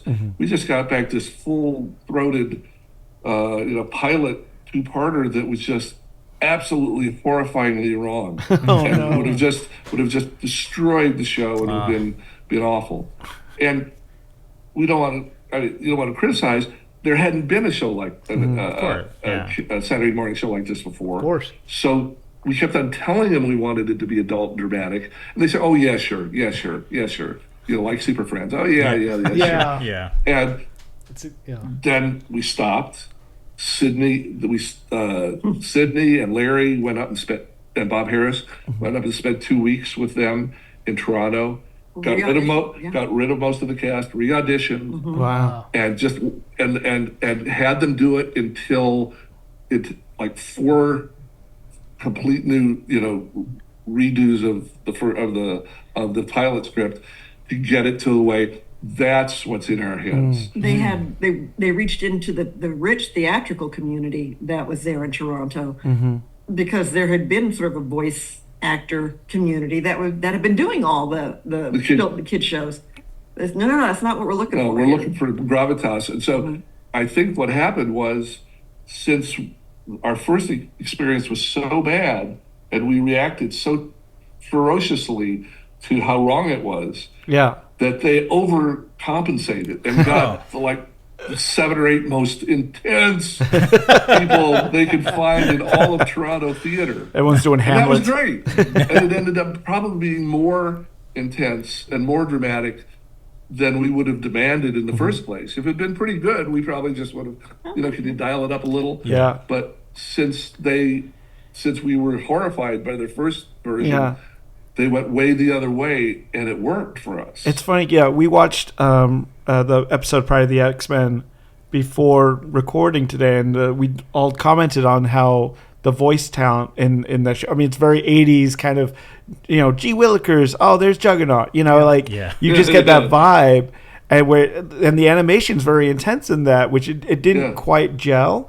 But I mean, you guys absolutely nailed it. It's like, they're like going with like a more theatrical background. I think it did help a lot with the gravitas of the show. And the Magneto in that is he's not sympathetic at all. Like, he kept kicking Lockheed, and I was like, what is, like, immediately you're like, I don't like this guy. But the Magneto in your series he doesn't think he's a villain. He's doing what he's doing for his kind. He just has great he fashion. Show up till the 3rd episode. Right. And made a point of that. We respected him, and one of our favorite things in the whole 76 episodes is the bromance, is the love between Xavier and Magneto. And that just was so cool to us, coming from adult, dramatic, heroic storytelling. Those are the kind of moments that you yearn for. Two incredibly powerful, articulate characters at odds with each other that love and respect each other, but can never be together because they're because they can't. That's what fate's thrown at them. That's tragedy. That's great for us. So we that's a great relationship. And they ran with that in the movies. Exactly. And they got two spectacular stars to do it. And that's one of our I think those kids are going places. I don't know. And so the X-Men 97 series, you contributed a lot to that. How was that experience and continuing the storyline? It's been thrilling. Again, and Eric gave just a little bit signal. We'll go back. We'll pull it back and say we had been, because the rights had been sold off. There had not been any kind of studio support for good old X-Men the animated series. Unlike Batman had Warner Brothers and Star Trek has Paramount. There was nothing for the animated show. So we were kind of out there in the bushes ourselves going, anyone remember X-Men? Anyone? Writing books and going to cons and trying to keep the interest up. Yeah. And then learning that the rights were coming together, that Disney was acquiring Marvel. It's like, well, hey. This is cool. And all the fans is it going to be a new show? Is it going to be a new show? Are they going to ruin it? that would be, everybody's anxious about it. We are anxious too, because we understand, we've lived out here for 40 years in Hollywood. Most of the time when they redo stuff or do a new version of stuff, they ruin it. And they don't, or they don't invite the original folks back. Right. So then we get a call from Marvel saying, look, we have committed, we figured they'd want to do this because it was such an immense hit for them. And there are hundreds of millions of people around the planet that know the animated series. X-Men, the animated series, was far and away the biggest hit on Disney Plus when it debuted. When it was first starting to stream on Disney Plus, I mean to say. Huge fan interest. Huge fan interest. Okay, we knew it would happen at some point. But then we get this phone call, and we discover that, yes, they knew that this would be a real gem for them on Disney Plus. They just had to make sure, as soon as the ink was dry on the Fox deal and they had all the rights back, they leapt into developing this thing. And they'd already spent at least a year developing, writing, designing, etc.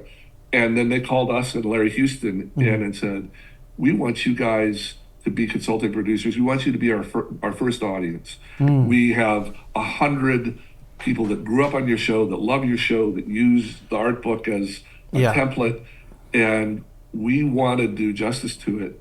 And so what we're going to do is, as we get scripts and animatics and recordings, as we get everything ready, we want to show it to you and see if you want to add something or you see something that doesn't feel right, and look over our shoulder and be our first audience."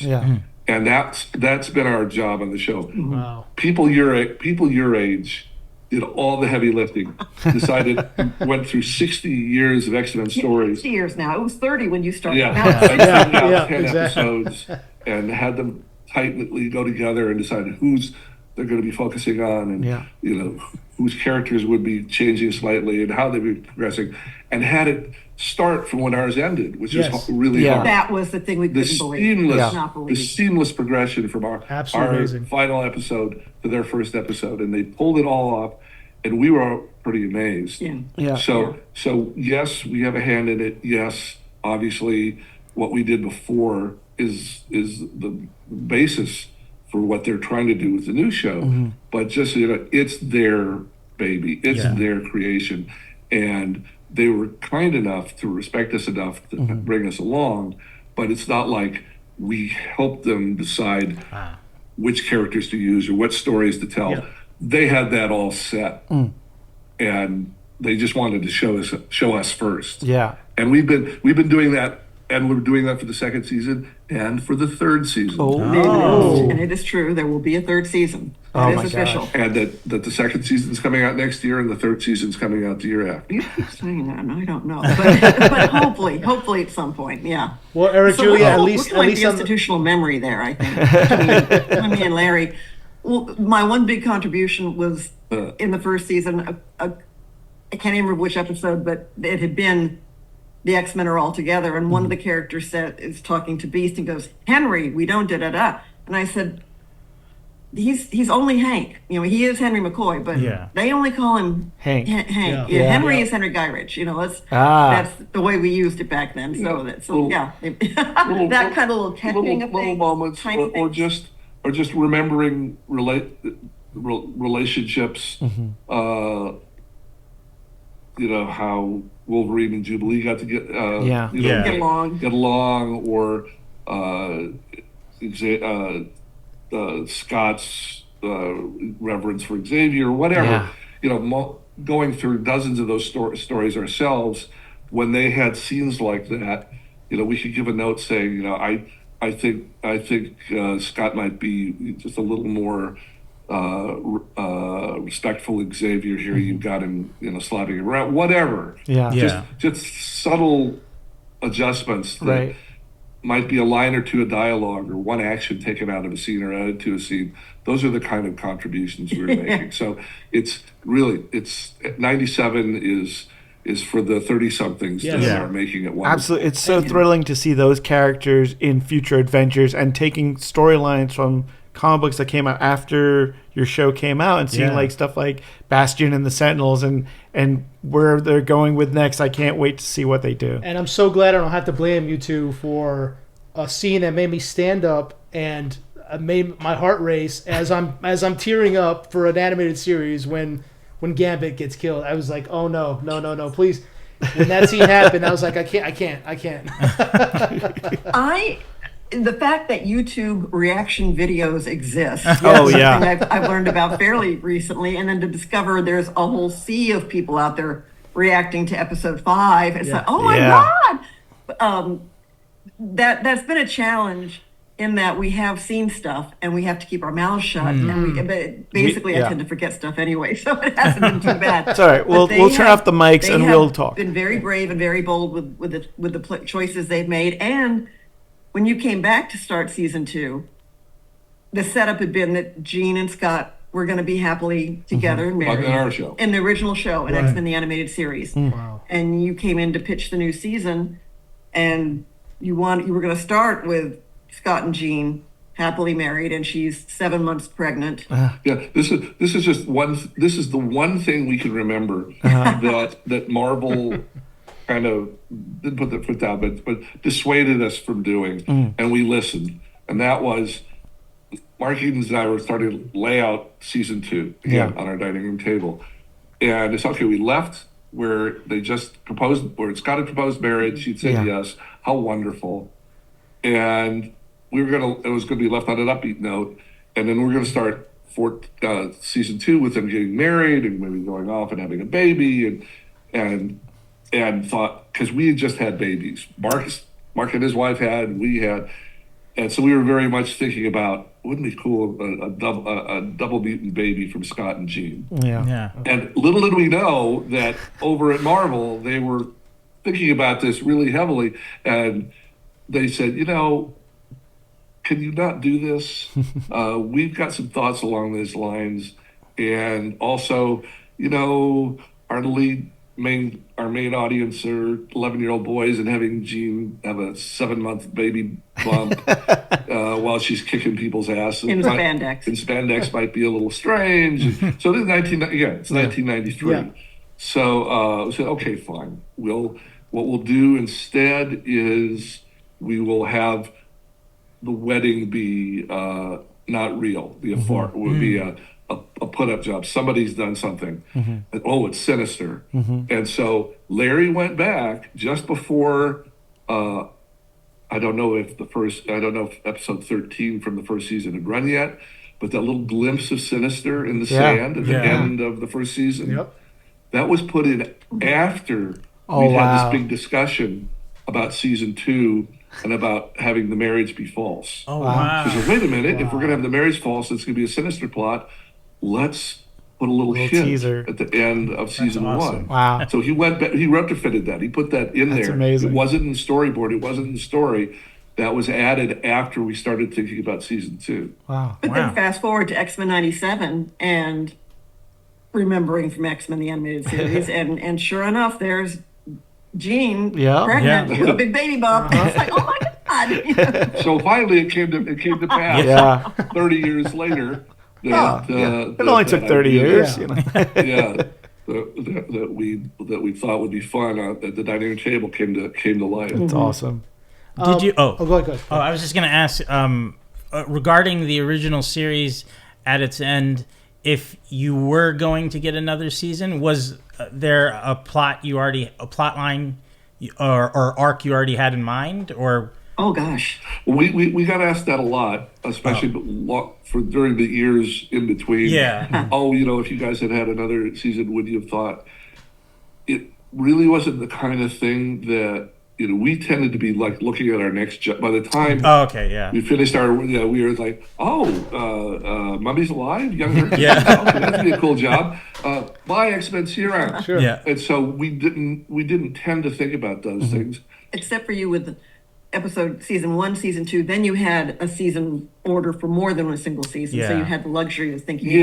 But when we did a bunch together, right? But so at the end of your question, we never thought about it. But finally, after I was asked it, the 30th time at a con, what do you think about a 6th season? I said, well, I think maybe there should be Xavier's gone off to the Shi'ar Empire, other side of the galaxy. Because of the last episode. Which is kind of like graduation. Father is dying. Yes. He's not around for his funeral. He's going off almost to heaven.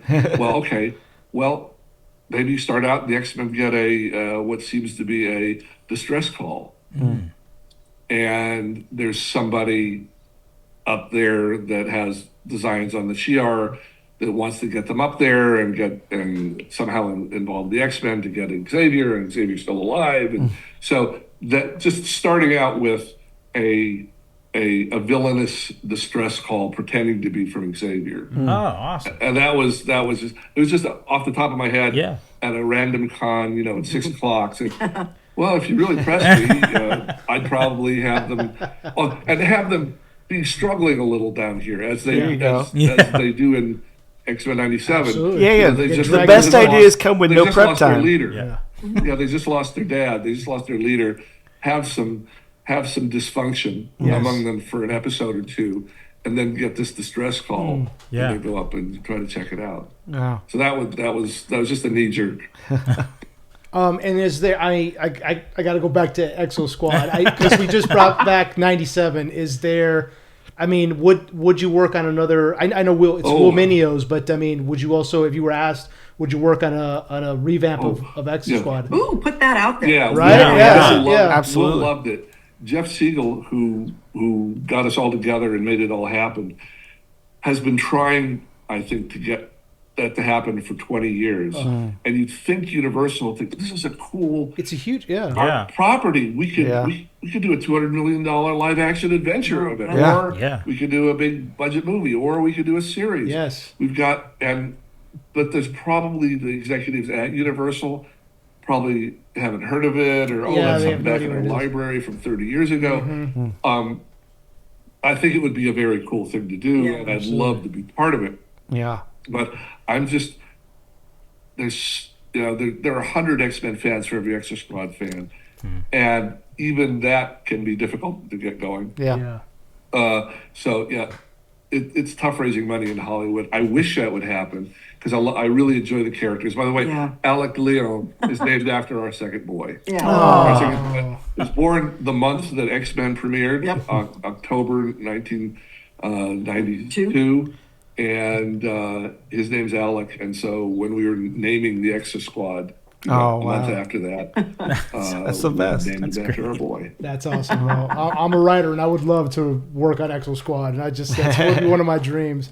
You also going to writing, and you also both worked on Darkwing Duck, Talespin, Chip and Dale Rescue Rangers. I mean, those are iconic shows. How was that experience, and how did you get into? I know probably through Gargoyles you transitioned over to those Disney, but how was that? It was, for me, it was my first professional job getting into the Disney afternoon, and boy, it was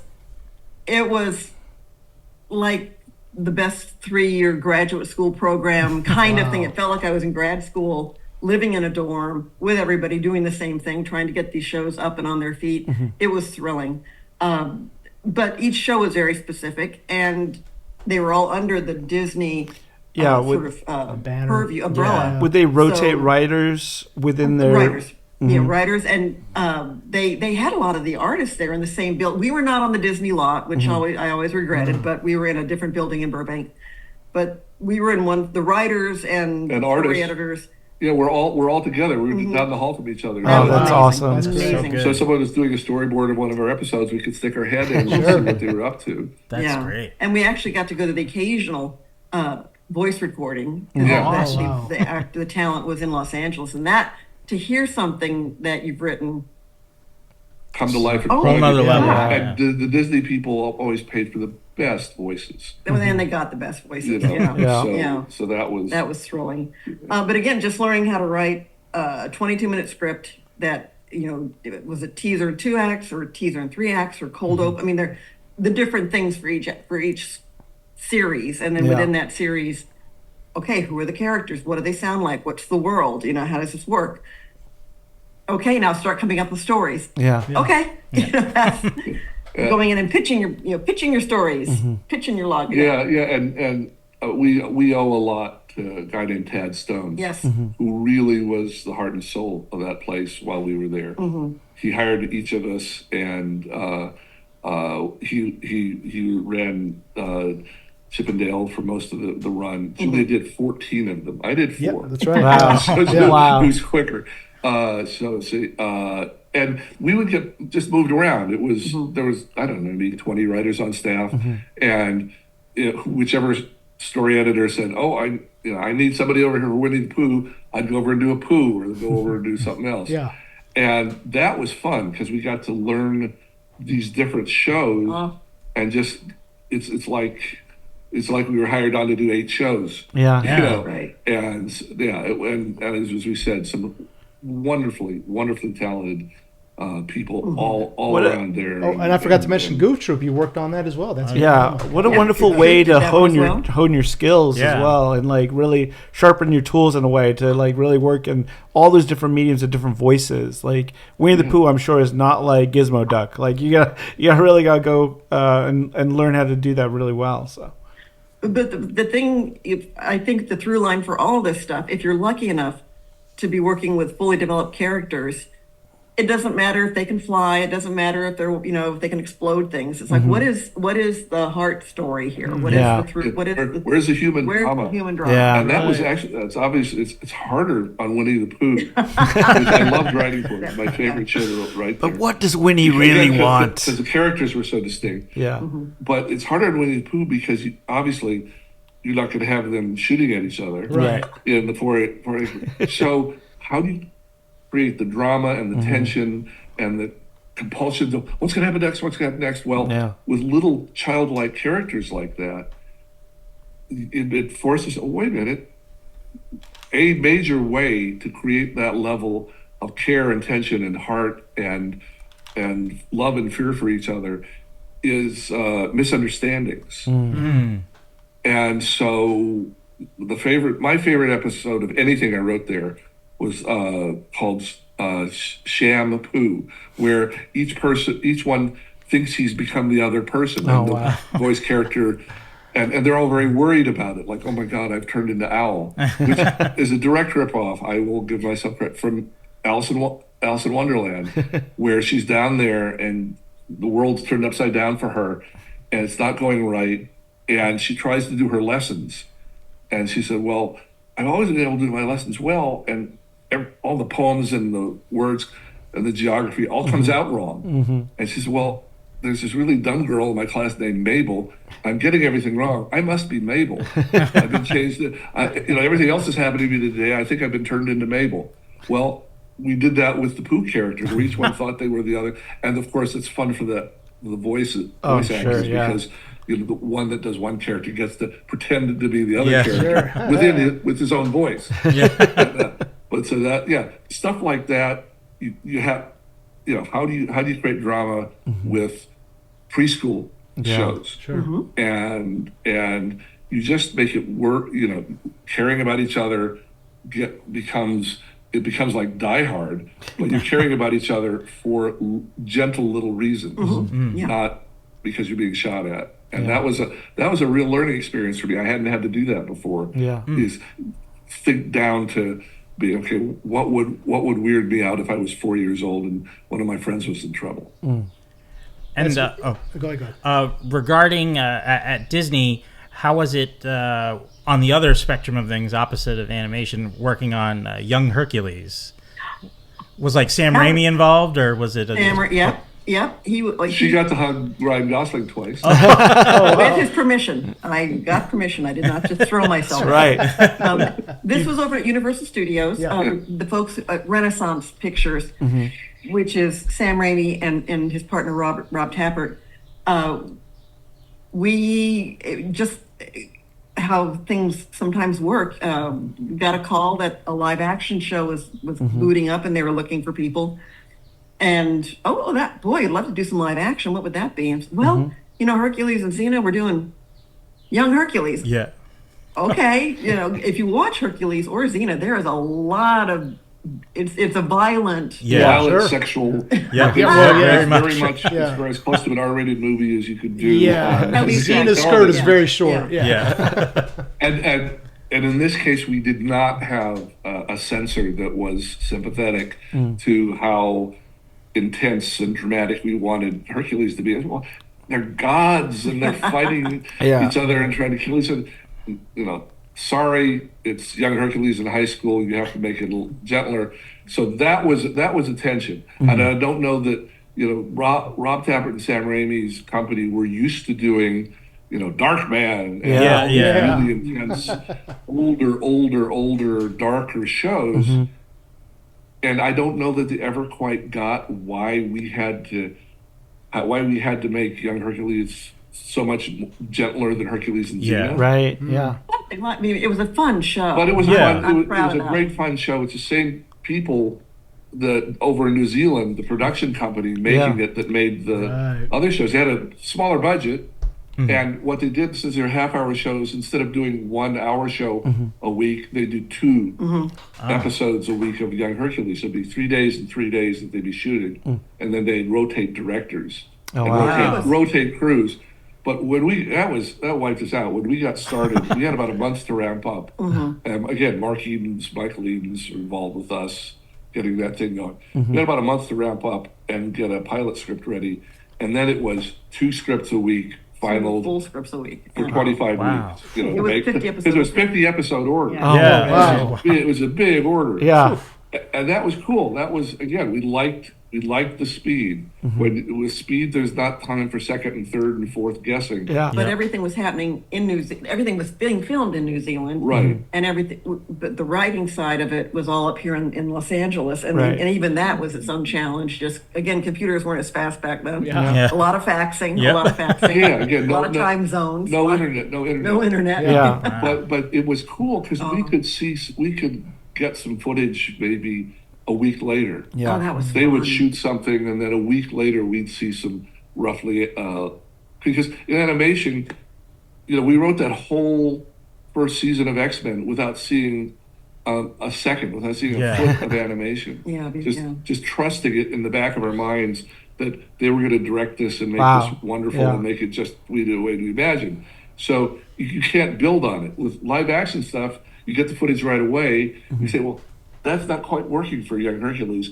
Let's write that a little different. So that it works better. Or that works great. Let's reuse that. You don't see it in animation. You don't see it till after you're done with the whole season. Did you guys go down to New Zealand at any point? We didn't get the opportunity. The timing was just off. We wanted to go. When we started it, we were so busy. We were finishing 2 other things like a 90s Iron Man and something else. And so we were frantically busy at the start of it and never got like a minute off for ourselves or for our family.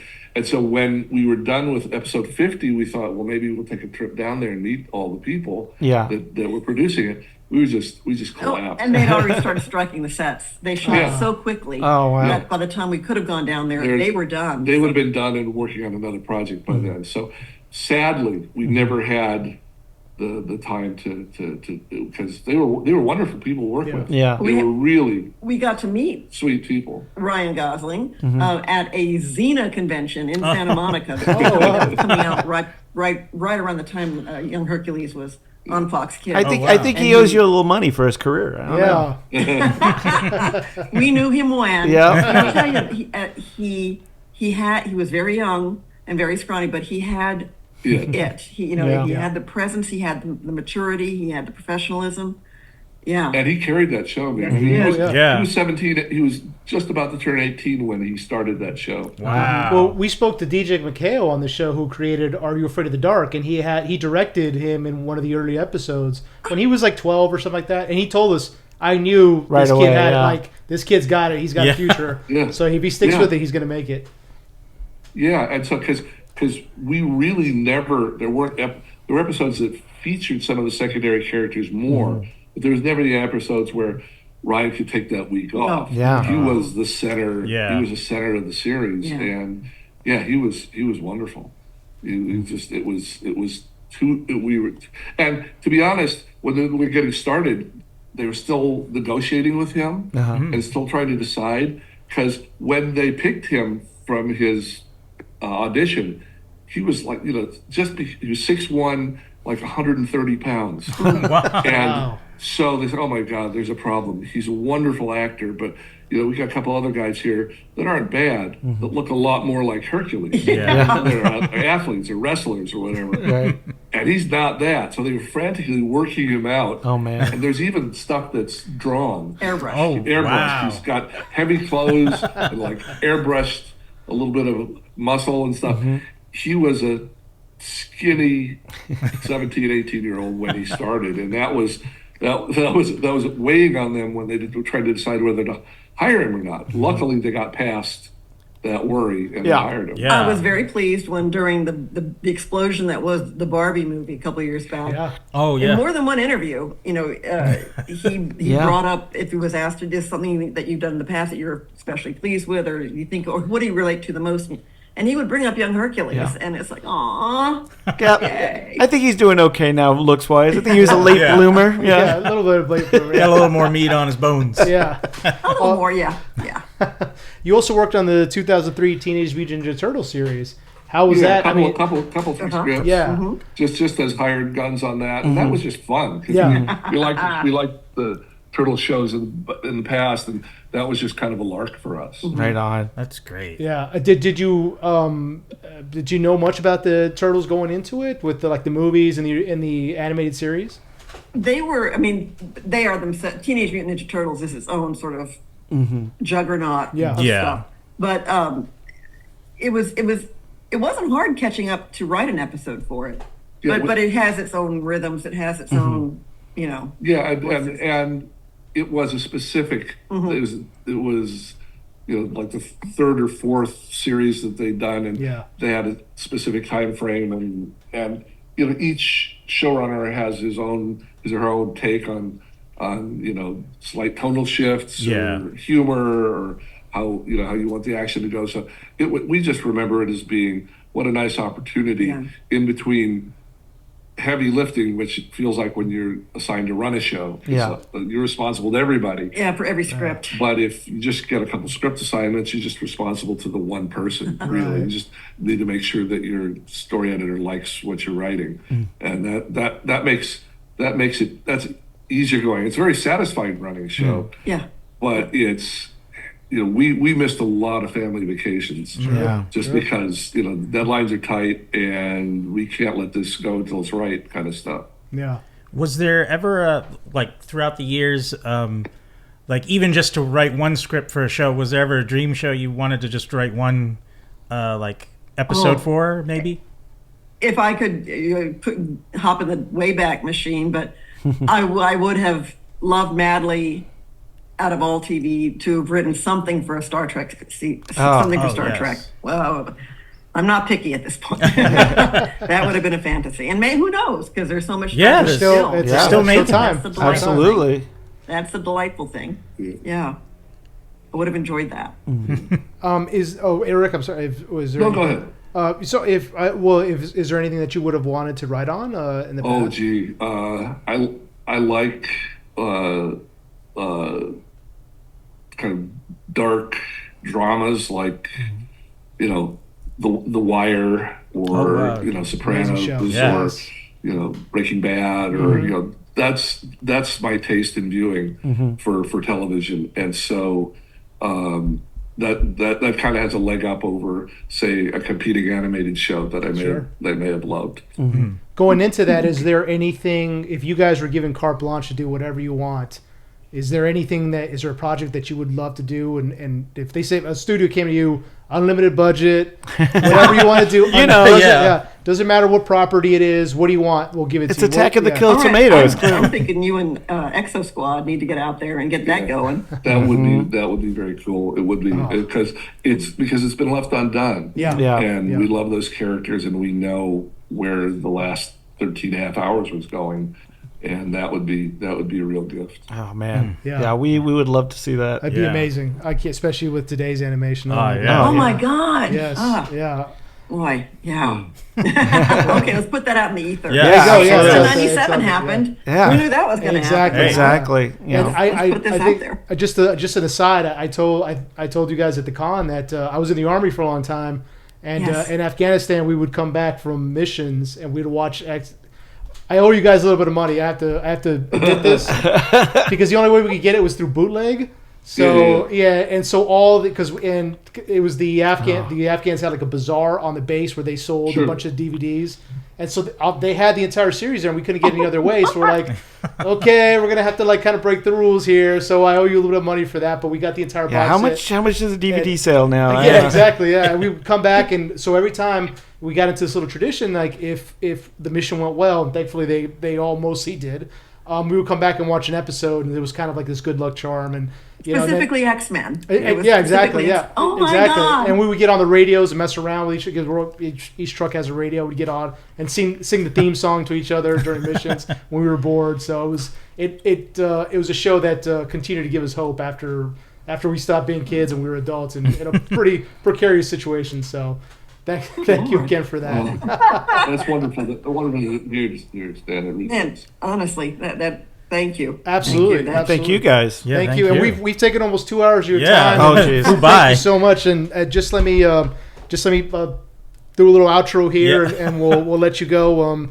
Eric, Julia, I cannot fathom how your work helped to shape us into the adults we are today. You helped to instill in an entire generation of kids, as much as our parents, as much as our role models, as much as our teachers. I'm sorry if I get emotional here. I'm sorry. No, Our values, our morals, and our beliefs. The shows you worked on taught us to stand up for what's right, to help one another, be there for one another, to strive for a greater good, even when things look bleak. And I think it's a message I think we all need now more than ever. Mm-hmm. So if you ever doubted for 1 minute that what you worked on wasn't reaching people or wasn't making a difference, please know it did, and it continues to this day. Thank you for all that you've done, for all that you're doing and will do, and from the bottom of our hearts, thank you for everything. Thank you. Thank you, guys. Thank you And guys. thank so you for much. coming on board. Thank you for coming on. Thank you. Absolutely. Chad Watson, thank you all for this. This was a lot of fun. It was I hope great. you're able to answer And the questions. maybe we'll see you guys at LA Con. Oh, yeah. Oh, yeah. Absolutely. We will be there. Absolutely. And thanks again, and you're more than welcome to come on whenever. Oh, yes. whenever Thank like. you. Yeah, and Thank please, you. everyone out there, their book is previously on X-Men. Yes. Yes. And they have a second book out that's with a lot of the artwork from the show. Yeah, Called- X-Men, the art and formerly making of. called, X-Men, the art and making of the animated series. Yes. And There's what's a new, tomorrow? What, on Tuesday, the 1st of July, there'll be a book like this about X-Men '97. Oh, no Oh, way. wow. Okay, And awesome. we'll have copies at LA Con. So Excellent. Be sure to you pick want to those hold, up, too. hold out to buy a signed copy, we'll have some there. And Dan will slip you Stan will slip you a $20 bill for the DVD. The for DVD. I still yeah. owe you guys, so I'll pay you back for that. And is there anything that you'd like to put out Yeah, there? Where coming can we up for find you. you? When can people find you? it's mostly me on our Twitter X or Instagram or at X-Men TAS, and that's for X-Men the Animated Series, which was a lift from Star Trek TOS, or the original series. But so X-Men TAS, pretty much anywhere is the two of us just sort of rah X-Men. Yeah. If you go on Twitter X or Instagram, we have an email address if folks want to reach out to us or have specific questions. We try and be responsive. We try and be, We'll Happy put and links. positive, We'll you put know, links on our or- our Yeah. episode. and we've been fortunate. The internet can be a cesspool. Yeah. That's true, yes. Yeah, but X-Men fans are eternally good people and nice Yeah. people. We've gone to 70 or 80 cons. We've never once had a snarky question That's at awesome. a panel. That's Yeah, amazing. no, we're very That's- fortunate. That's how thoughtful and good-hearted the X-Men fan is. Well, I hope we haven't been too snarky with your time. I mean, Thank you so much again, and Yes. Appreciate you coming on. Thank Yeah. you. Thank Thank you you, guys guys. so Thank much. you. Bye-bye. It's Thank been a you so pleasure. much. Bye. Have a good one. Thank you guys so much for listening to this new episode of Enter the Nerdom. And thank you again to our guests, Eric and Julia. And obviously, if you aren't already, follow us on Instagram, Twitter, or X, and YouTube, and anywhere else. Everywhere else you can Gmail us, right? Don't we have an email? Yeah, account? we do have an email. You can No one's email ever us. used it, but we've got We it. got it, though. But yeah, please, follow us and give us a comment, rate and review. You can also, subscribe to us on YouTube. Ding Yes. that bell, as they Comment. say. Any comments? We're missing a few comments. We want some comments on those videos. Chat us up. Yeah, And so don't- any engagement would be great. And don't forget, we will. This episode will also be on YouTube. Yes. And well- we've actually gotten some pretty good views on that. Yeah, Yeah. Not bad. It's been Not doing bad. great. And thank you for everyone who subscribed to us. Oh, on yes. YouTube as Thank well. you, So, guys. Yeah, and has followed us on Instagram and all that. So thanks, guys. And as we always say, enter the Nerdom, exit the Lewald verse. Good go. Yeah.